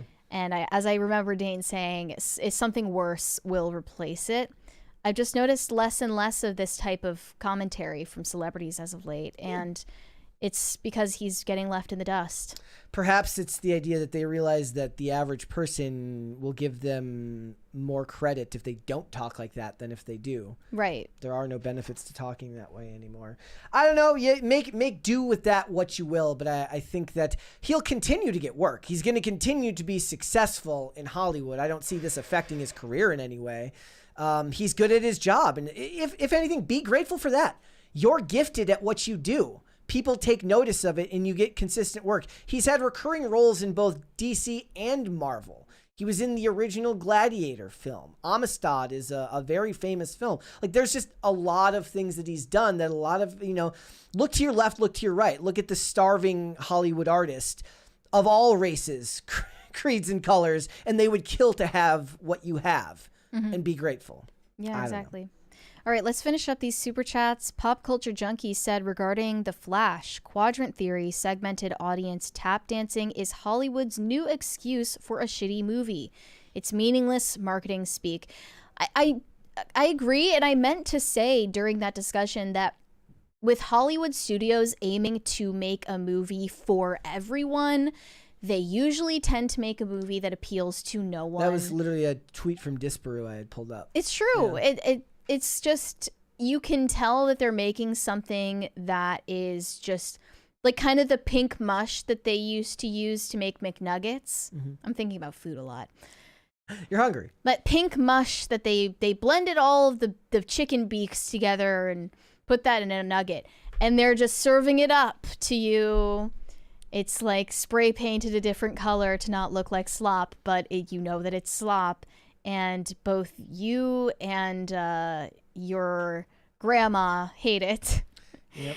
It's made for everyone because it's bad. Yeah.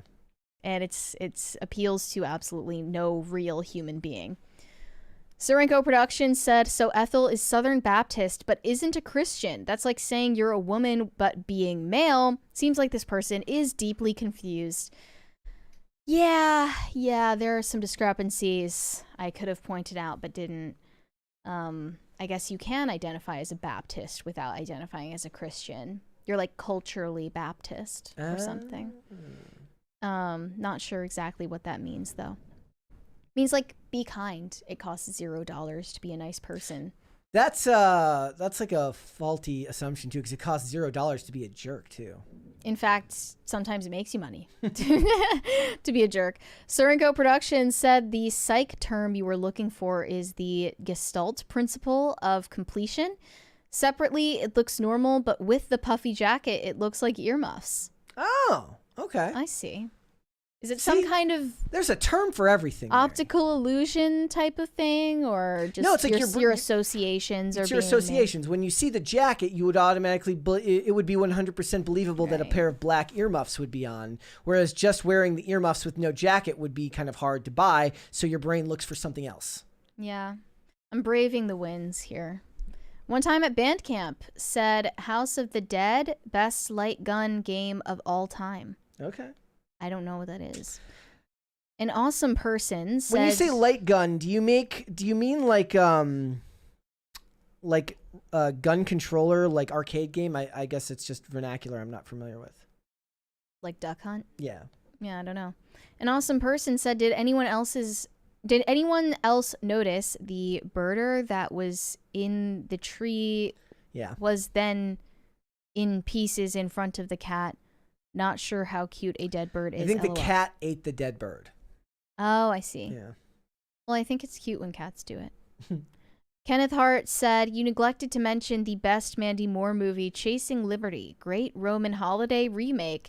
We used to be a proper country with proper remakes. 10 Things, Clueless, Cruel Intentions, and Red Dawn. I mean, when you say Cruel Intentions as a remake, do you mean What is Cruel Intentions a remake of? Well, it's based on Dangerous Liaisons, but that's not a remake, right? Like, I don't know. Yeah. But I only call into question that because Cruel Intentions had a TV show that came out that I patently refused to watch because I love that original movie so much. I love that film. I think that a lot of people got really pissed off at my take on 10 Things I Hate About You. Did they? Well, the funny thing about it didn't go over well. The funny thing about Cruel Intentions, there's a scene where there's a pair of mom jeans in there that would go on to predict fashion for like the next 2 decades later, because at that time nobody dressed like that. Nobody wore mom jeans? They weren't, the high waist jeans were not a thing at that time. So seeing the character in them felt as if What year was this? 99. Oh, it was already back to low rise by then. Yes. Wasn't it? It? Yeah. By far. That's what I'm saying. It was, I mean, in general, they're all dressed kind of high society in that movie anyways. Mm-hmm. Yeah. Yeah, I'm so ready to stop seeing high-waisted jeans. One of Joshua Jackson's funniest bit roles in that movie is like the gay dorm room kid. It's really funny, who has sex with the jock, and he's hearing him talk about it because he has to do this like very, very over-the-top voice. That's just not how he spoke. They're like really ham it up. Actually, no. He doesn't ham it up, and that's what's great about it, because he does it, but it's not over the top. Okay. I had that backwards. I'm thinking of something else. But he's great in that movie. He's only got like 1 or 2 scenes. Pete Donovan said, Mary, I feel your pain, though for different reasons. I'm trying to eat less unhealthy food, but do treat yourself and live Moss for Inauguration Day. There you go. Is that the move? That's a reasonable assumption. For inauguration? I feel like if you want to, if it's in support of Donald Trump, you'd eat McDonald's on Inauguration Day. True. That would be more fitting for the day. With a Diet Coke. The spirit of the day would be to have a well-done steak with ketchup and a Diet Coke. Yep. But the idea of that makes me nauseous, so I'm not going to do that. You know what? Trump really strikes me as a little bit of a germaphobe. Think so? Do you agree? No. No? No. He was all concerned about whether they touch the fries at McDonald's. Oh. He was making all these comments like, "Did you know they don't touch the fries?" I didn't know He that. like needed to check for himself because he had been paranoid about it for years. Or maybe it's like he's like worried that somebody's gonna get a still image of him like touching them. They're like, Donald Trump, disgusting paws all over McDonald's fries. I would actually eat the fries knowing that Trump touched them. That's incredible. Yeah. I actually might not eat them. I would save them. As I said, put them on eBay. I would cast them in resin and put it on my nightside table. Somebody earlier said Mary should take off the jacket. 10 crisis parties, she'll think about taking off the jacket, but we're almost at the end of the show. Yeah, 10 crisis parties and the jacket comes off, but otherwise, forget it. I need it. No Control said it was a geode necklace. I don't know what that means. I don't either. Not That Jon Stewart said there's a new Taco John near me. Haven't been yet. Go! Get some potato olays. What is that? They're just, Dare I ask?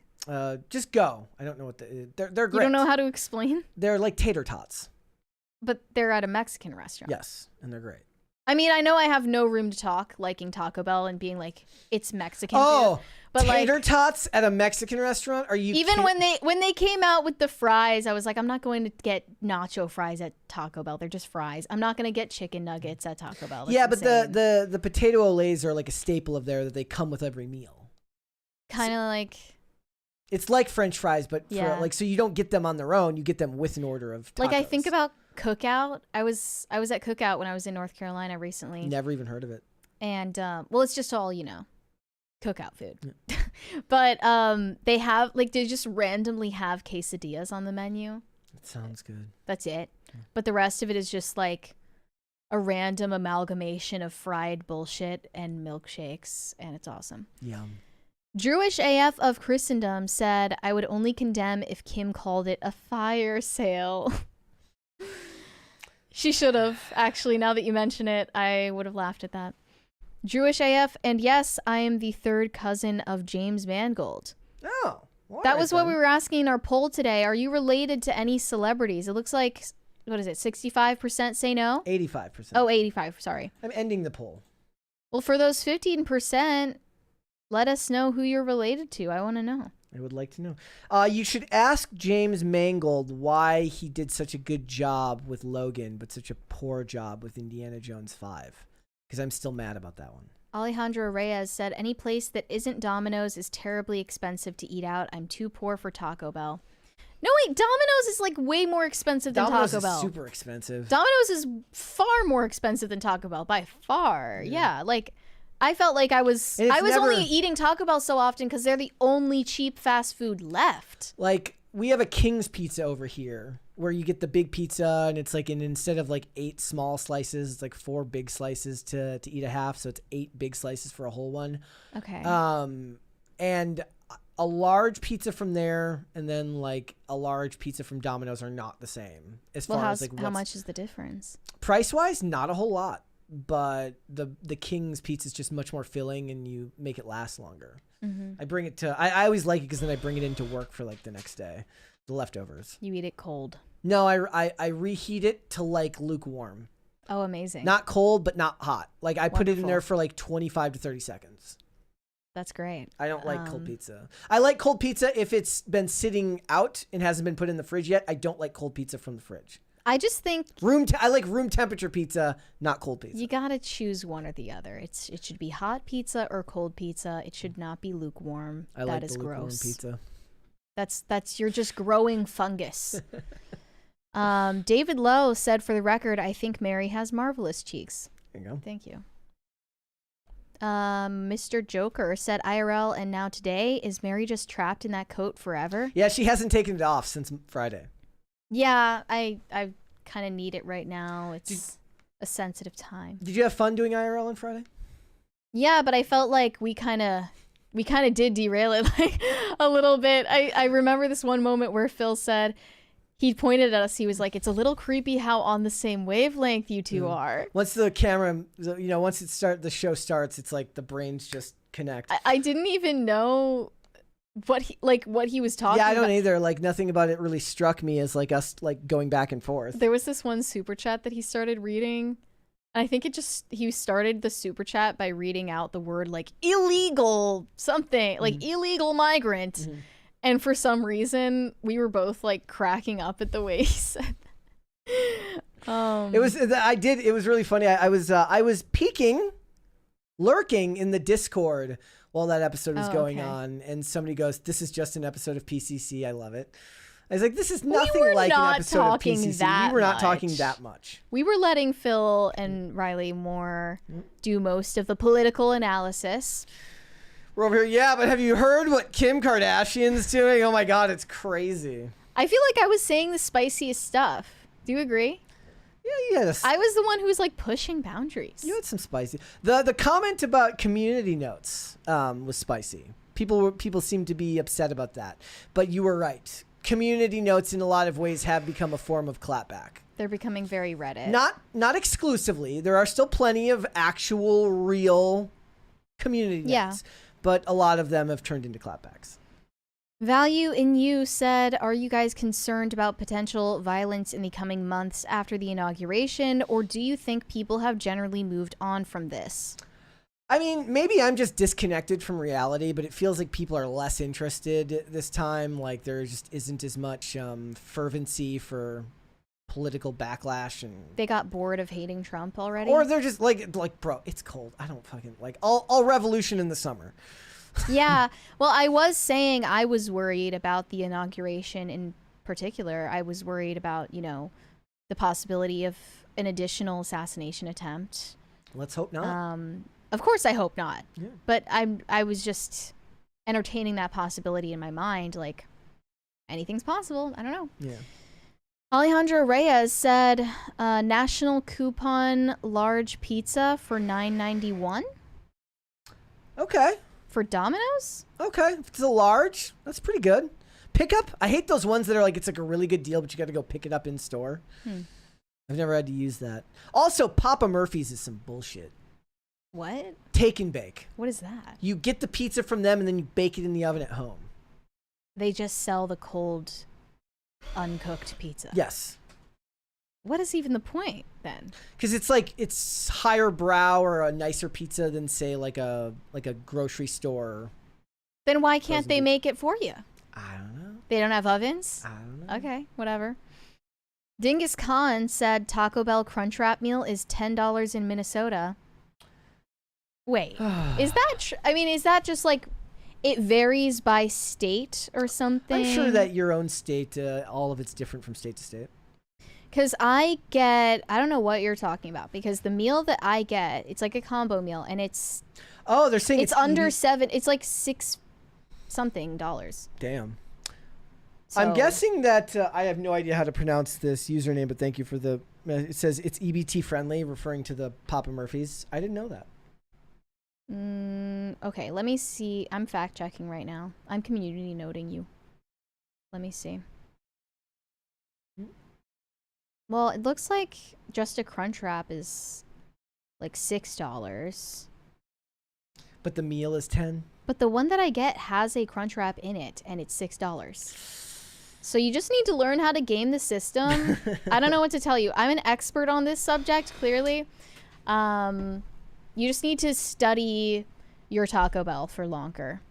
Omega Red Fan sent us a sticker. Woden Shot says the 6 to 7 craving boxes are app exclusive, I think. Oh, that must be for the degenerates like me who have the app then. She saves all the money. That's how they keep us coming back for more. Well, I called myself out then. I guess I just told on myself. Pop Culture Junkie said a Pink Mush film. Great movie description. Pardon me if I steal that. It's so appropriate for certain movies. Yep. But to be fair to the old McNuggets, I liked them back when they had a little bit of other stuff like mixed in there. Like I didn't know obviously at the time until Jamie Oliver exposed them. Yeah. But I don't like the new ones. I like the old recipe. We are almost at a second crisis party, guys. I think we could get to 3 of them before 5 o'clock personally if we put in the work. If we do the work and do better. Alejandro Reyes said, keep in mind, Los Angeles, $10 is cheap. $10 for a Crunchwrap? Probably in Los Angeles, $10 for anything is probably cheap. They go to Erewhon and get like $50 smoothies, so I don't understand that. We need to get Xavier to talk to us about LA pricing. We need to get him to sell us on an Erewhon smoothie. Couldn't be me. Like, what could convince us that it's worth it? Couldn't be me. No Control said Mary was 100% right. Community notes should just be the comments. Exactly. I don't like having to dumb things down for dumb people, and then it gets hijacked anyway for discourse and memes. Carnell said, ask someone online if they know the actor Jimon Hoon-soo, and I'm likely to believe they'll reply with the Guardians of the Galaxy Who gif. Which is odd, because he was in Guardians of the Galaxy. He was? Yeah. Oh, okay. Well, no, I really think it's because of his name. If you have this very clearly African foreign name, Americans are not going to find it easy to remember or say out loud, and they don't know how to spell it. So how are you going to be as recognizable as a Denzel Washington? I mean, it's because I don't really know if I can think of an example other than maybe Lupita Nyong'o, who has a different name like that, like a foreign name that people know just off the top of their heads. His is not going to be one that people remember just off the top of their heads. Yeah, most of them are names that that you could pronounce more easily, right? Yeah. Yeah. Like I just can't think of any other example.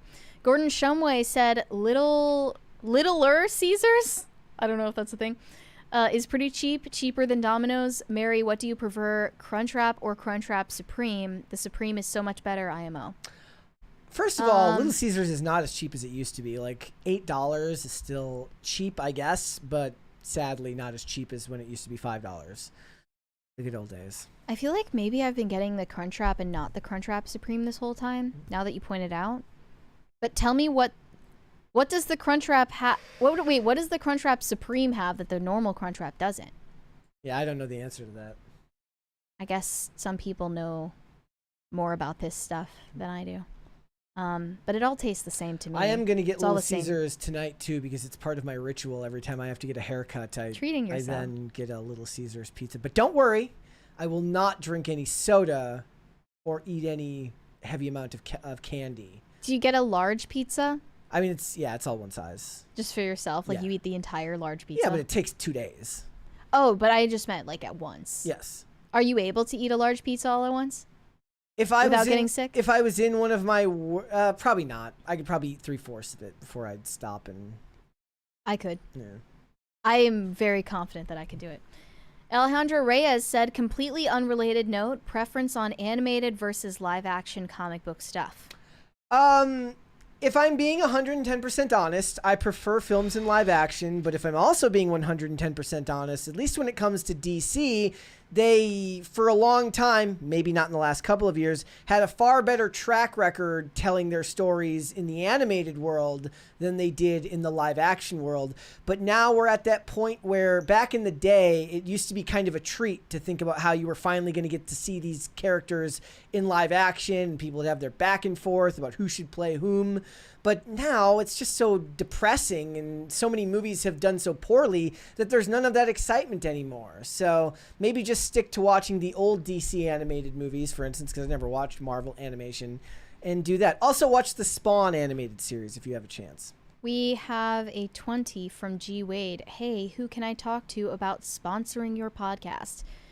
I think the best bet would be to send an email to popculturecrisis@timcast.com. Correct. That is the email for this channel. Yep. I believe it's on the channel, right? Yes. Well, you have it now.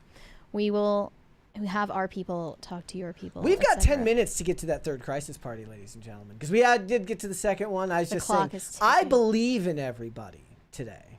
I do.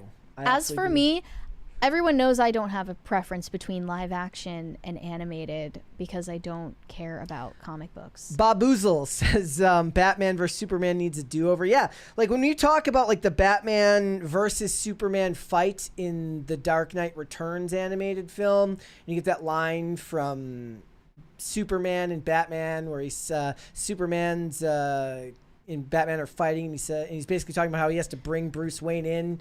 And he says, he goes, if it's not me, he goes, I need to bring you in. He says, if it's not me, it'll just be somebody else. He goes, oh yeah. Who are they going to send after you? Who do you send after Superman to bring? If Superman can't bring him in, nobody can. I feel like we need to address something about the 10 Things I Hate About You video. I didn't read any of the comments. What did they say? Okay, this happened on Friday as well. When it came up originally, I believe it was Friday. Okay. People were pointing out that 10 Things I Hate About You is based on a Shakespeare play, The Taming of the Shrew. I was aware of that while I was watching the movie. I was also aware of it because people sent super chats pointing it out, reminding me. And there were countless comments pointing out that it's based on The Taming of the Shrew. Mm-hmm. And here's the thing, though. I really like Clueless. It's one of my favorite movies from a similar time period. And maybe that's just silly because I grew up with it and I did not grow up with 10 Things I Hate About You. I don't know. But Clueless is based on Emma by Jane Austen. If anyone told me that they don't like Clueless and that they thought it was a stupid movie, I would not tell them, oh, you hate Jane Austen? You hate Emma by Jane Austen? What kind of Philistine are you? Okay, I would argue for Clueless on its own merits, as its own movie, as if it were not based on anything. Yeah. Because it's so loosely based on the Shakespeare play in the first place that it almost doesn't even bear a mention. Yeah. So I don't think that I could tell Shakespeare how to write a play. To clarify, someone did say that. They say Mary wants to tell Shakespeare how to write a play. That is ridiculous. It is so, like, it is such a tangential thing to 10 Things I Hate About You that I almost just didn't even feel it was necessary to mention that. Knowing your personality and your taste in movies, I would always be able to tell you. Like if before you ever saw 10 Things I Hate About You, you're like, will I like it? Like I like Clueless? I'd be like, no. I know your personality. They're not even close to the same genre. And Clueless is far more your genre. But I guess if any of you in the chat dislike Clueless, I bet you could tell Jane Austen how to write a novel. Thank you. They're eating the dogs, they're eating the cats, eat the cat, eat the cat, they're eating the dogs, they're eating the All right. We have a few more super chats here. Alejandro Reyes, or no, the next one was Pete Donovan. Brett, I'm pronouncing your name Hekyasovic. Close enough. I like that. Close enough. I've never felt the need to correct people on that. Kind of like, I more than a few times I've been on with Matt Kadish and all the dudes over there at the Salty Nerd podcast, and Matt Kadish would always joke about how people would never pronounce his name correctly, and then he would pronounce my name incorrectly, and I would just, I don't care. It is Kadish, isn't it? Yes. Okay. I don't care. It's fine. Like, it's like somebody saying that I was from Michigan recently. I just barely got up the energy to be like, I'm not from Michigan. I'm from Minnesota. I'm like, close enough. They both start with M and they're in the Midwest. I guess that's fine. I just don't care. I'm really glad that, like, for what it's worth, I do have a name that's impossible to mispronounce. Yeah. And it kind of impossible to misspell too. Yeah, it's been a huge blessing in my life. They'll get it right every time. I take it for granted sometimes, but yeah, really simplifies things. Yeah, one more. We are getting closer to that third crisis party. Let's go. Tacti Platty said in Dark Knight Returns animated movie, Batman says to Superman after defeating him, "In all the years to come, in your most private moments, I want you to remember one man who beat you." Yeah, if you want to listen to something that's great, when they were making the one man. When they were making the announcement, the official announcement for the Batman vs Superman movie at Comic-Con, they brought out Harry Lennox to read that entire portion from Batman in Harry Lennox's great voice, which is funny because he's also in the movie, but as a different character. He's obviously not playing Batman. But yeah, I love that whole part where he says, "They only want me dead." He goes, "They only want me dead because I'm an embarrassment, because I will do what they can't." And Superman says, he goes, it doesn't matter. It's their world and they're not going to stand for you anymore. If it's not me, they'll just send someone else. And he says, "Really? Who do they send after you?" It's that whole scene is fantastic. It's great. Big one there from Alejandro Reyes. $50 super chat. Thank you. From Alejandro Reyes. How do you feel about revenge movies? Western takes on it have severely disappointed me. Some Korean ones have really made me doubt Hollywood's ability. I saw The Devil, A Bittersweet Life for those interested. A lot of the revenge, that's a pretty big genre. Can't say I've delved into Korean cinema personally, but the last one I remember watching was Furiosa. Yeah. That's a revenge movie right there. It just wasn't John Wick believable. John Wick is a revenge movie. Long, strung out, very convoluted revenge, but yeah. I personally love the genre. I am really looking forward to A Working Man with Jason Statham, directed by David Ayer. I did not realize at first that Sylvester Stallone wrote the movie, or that it's based off a Chuck Dixon comic or a Chuck Dixon graphic novel. So I am very excited to go see that one. That's when I might even just do a solo review, because I'm not going to make Mary go see a freaking Jason Statham. It's like human traffickers are there. Therefore, there's just going to be bodies dropping left and right, because it's the opposite of what Mary would want to go see. Do you think I'm easily scandalized by violence? No, I think that you would have zero interest in going to see it. Yeah, it's not that I'm scandalized by the violence. There's never been one that I felt like would offend you. When an action scene comes up in a movie, unless it's something really well done, like something in John Wick could keep me attentive. But otherwise, I just tune out. It's for me. Especially if there's gunfire. Because then I just don't know what's going on. I have no idea where anyone is, and there's just they're shaky camming it up. And well, that was why people like John Wick, because they got away from the shaky cam. That's why I made the joke about how in the John Wick Honest trailer, they say a movie without 10,000 cuts or shaky cam. How is Liam Neeson going to hop over a fence in the next Taken? And I actually posted on Twitter, it's the scene from Taken 3 where it's 27 cuts of him jumping over a fence because he's like 800 years old, and it was probably a, Yeah. the point of the frenetic cutting is to increase the pace to make it feel like it's moving faster than it is, but also because it was probably a stuntman, because who the hell, and I made that comment about being too old for a role right before I hurt my shoulder, so, Karma. We are dangerously close to a third crisis party right now, chat. Just letting you know. Look, and hating shaky cam makes perfect sense, but I love the Bourne films, and that's just literally nothing but shaky cam. Yeah. Like, you can't watch the Bourne notorious films after eating because you'll throw up. I have a strong stomach.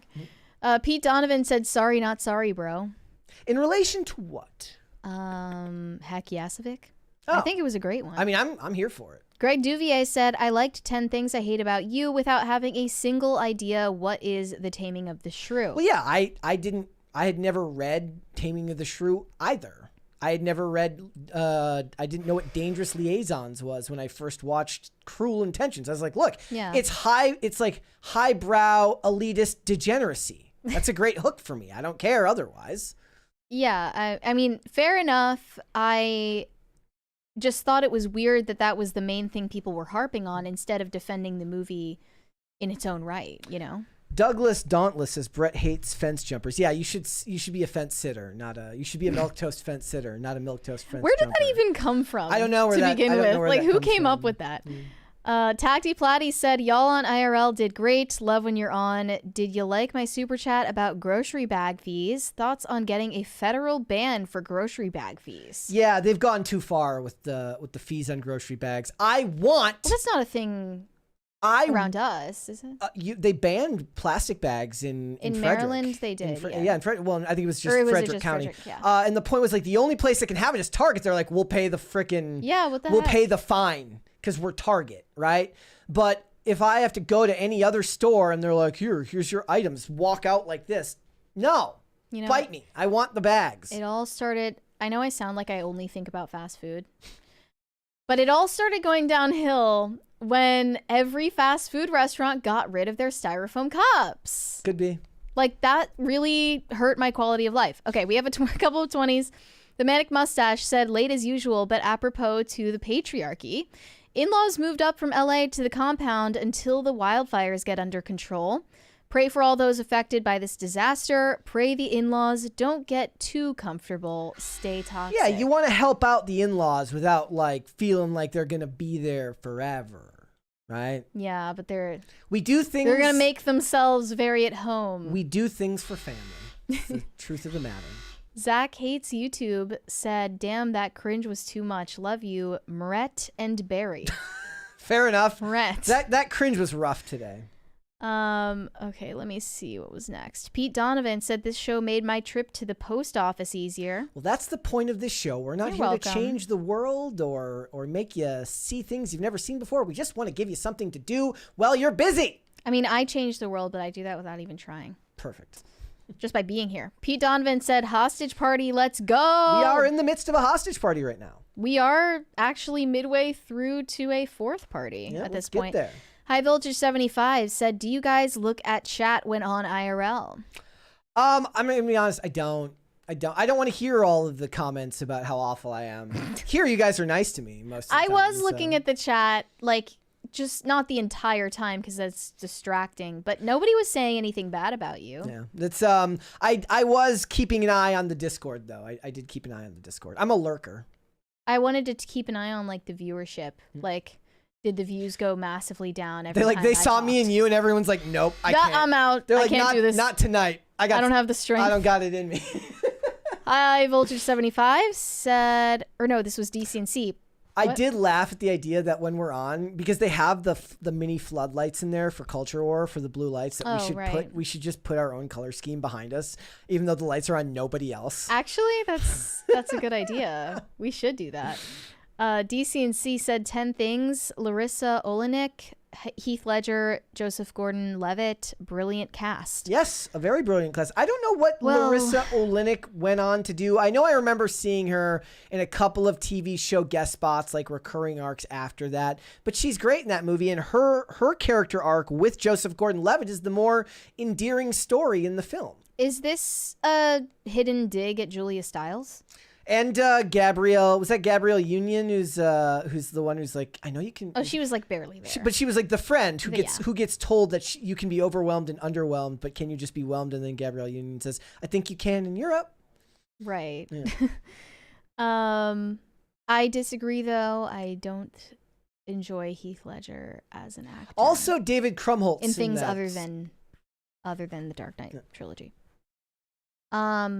Mr. PKWT said, go to self-checkout and hit no bags. Free bags. There you go. Life hack right there. I'm since technically what you're doing is stealing, I have to disavow. Technically. Yeah. Technically, yes. We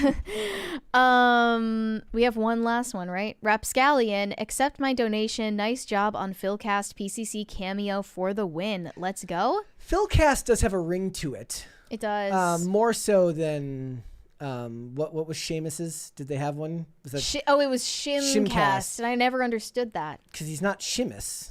Yeah, no. As I said, it would Seamus, actually just be Shamecast, which would be more Seamus' Well, style. no, you can't say Shamcast because then that sounds like you're insulting him.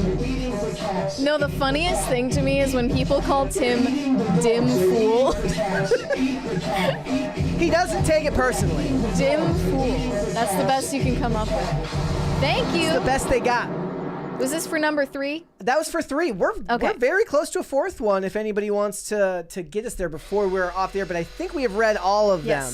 But guys, before we go, would you hit the like button on this video, please, and subscribe to this channel if you have not done so already. I suppose I should say thank you since you helped us get over our case of the Mondays, right? Big one. Oh, there. we have a 50 from Canada from Mr. Moose Knuckle.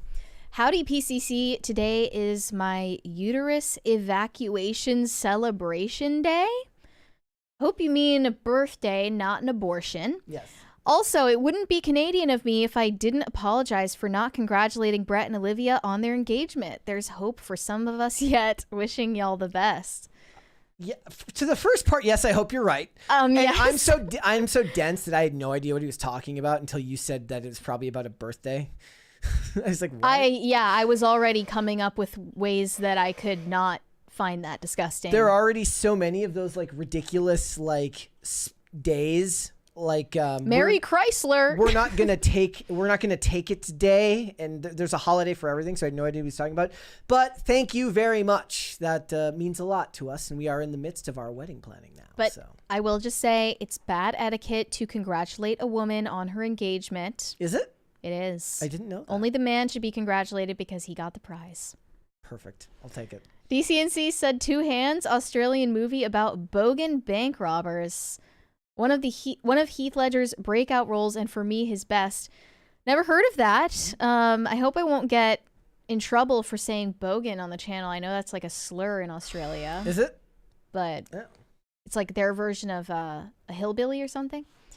High Voltage 75 said you didn't like Heath Ledger in The Patriot. I have never seen The Patriot, so I don't know. Dr. Certifiable said, I'll say it, Clueless is great because I'm keeping it real, So true. Rolling with the homies.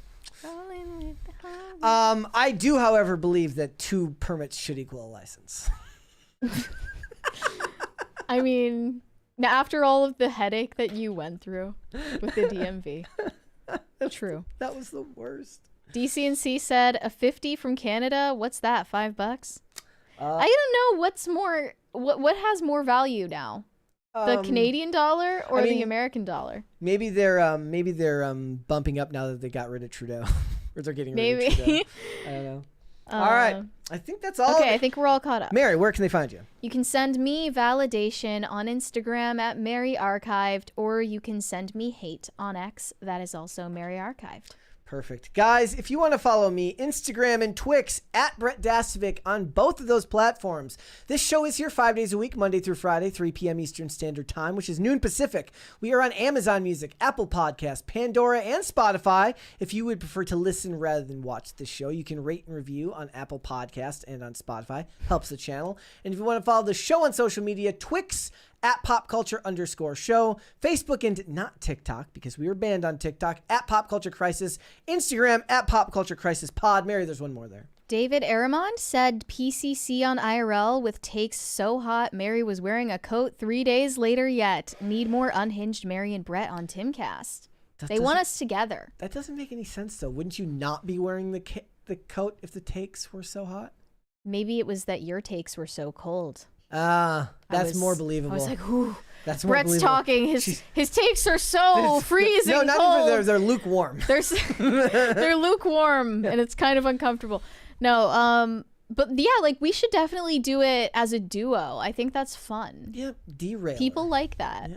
All right, guys. We're mischief makers. Okay, did we get the fourth crisis party though, or is that going to be a post-credit scene? I don't know if it did. The fourth one go off yet? I don't think know. it did.